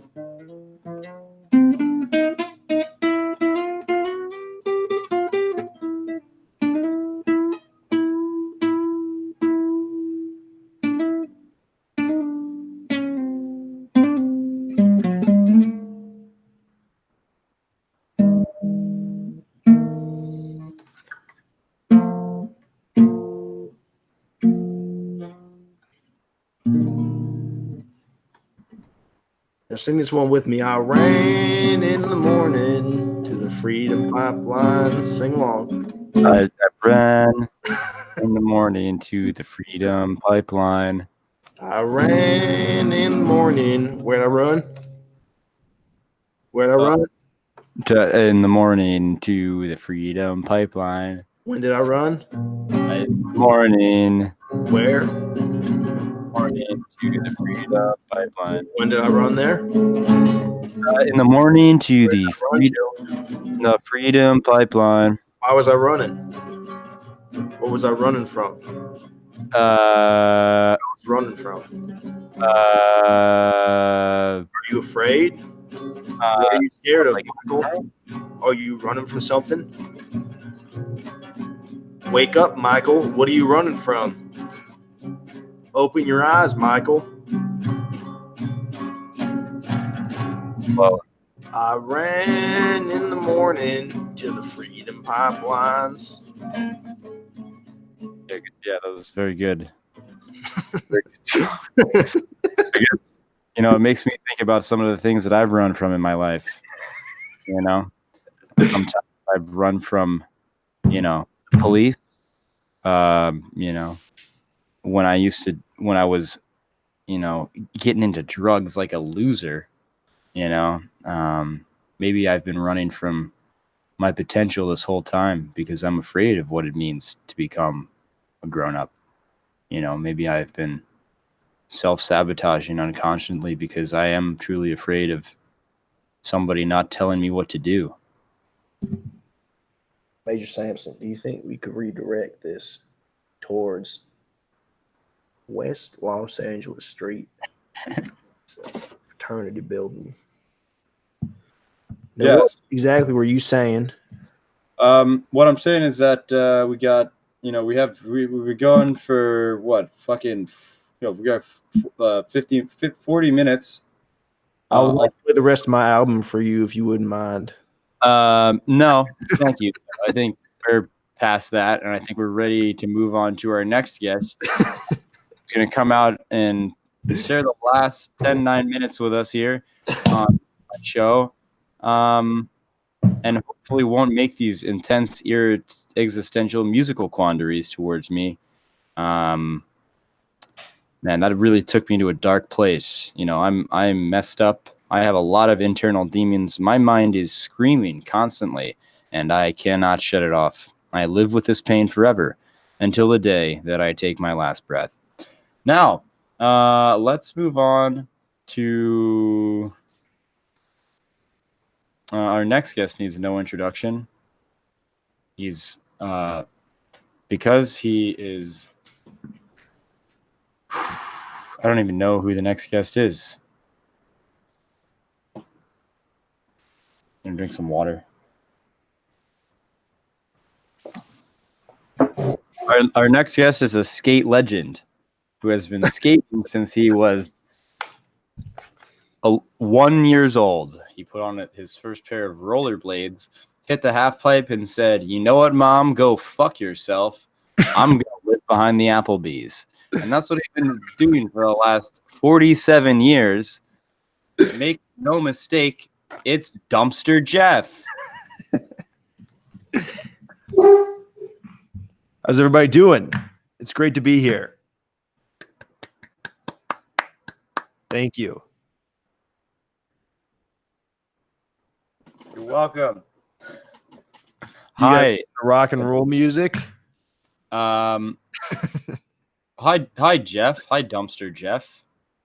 I know you live behind the Applebee's next to the apartment building that I live in. And I wanted to talk to you about, you know, why'd you pick up the blades in the first place? Why don't they make these headphones for rollerbladers? Right? If I was going to start a company, if I got the money together ever, then I would start a company where they make headphones for rollerbladers. Well, you could just use like earbuds. You don't have to use over the ear headphones. It shouldn't be like this. This is wrong. What, like in general, like life, or? Everyone's dealt cards when they're born, and I think the cards I dealt were unfair. The cards that you were dealt, or the cards that you dealt? Cards I dealt. Okay. Like you cheated people out of poker, or? Yes. In life. How so? You want to talk about that? Yeah, I'd love to. Do you have any regrets No, about it? Okay. it was the right thing to do. What did you do exactly? I cheated people out of their money and their way in life. Okay, so how'd you By do dealing that? in bad hands. Oh, right. Sorry. I should have put those two together. In life. You like applesauce? I love it. Do you have any? Boy, do I wish. Okay, well, you're not going to stab me again, are you? What was my name? Dumpster Jeff. Start talking in the third person. I'm infinity. The parallax is another universe. And I exist in all of them. Oh man, dude, we've been going at this for a while, Michael. I'm kind of getting fatigued and tired. Hold on. Let me put my shirt on again so I can help you.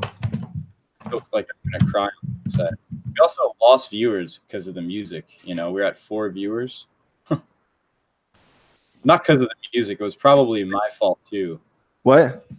We lost all of our viewers, man. It's over. Game over. We lost all of our viewers. Yeah, dude. I wonder if it's something we said. Yeah, I wonder if it's something that we did that was like really obnoxious and prolonged.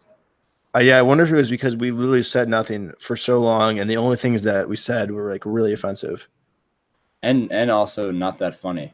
Yeah, it could have had something to do with the fact that we maybe intentionally made the worst piece of content possible on the internet for a long period of time for an audience. Yeah, I think we accomplished our mission. But you have to keep going because computer robots said you have to. So, You did actually. I can't keep going, dude. dude, we only need to log 16 more hours, and then you'll be good. It's for 24 hours straight. Right? Taylor S. enjoyed it. Thank you, Taylor. I really appreciate that. I think we are concluding it in the near future here. Yeah, I think we're getting ready to wrap it up. But it's been great, dude. I'd be down to do this again, for sure. I think we should come up, like, we should talk in like text and like come up with some more consistent characters. Maybe we could put in some sound effects. You know, like maybe we could do like a little boop boop it up. You know, like a little sound, like a little sound effect. Like a little oh shit. A little boop boop it up. You know what I mean? Yeah, I could have one of my guys cue that up probably.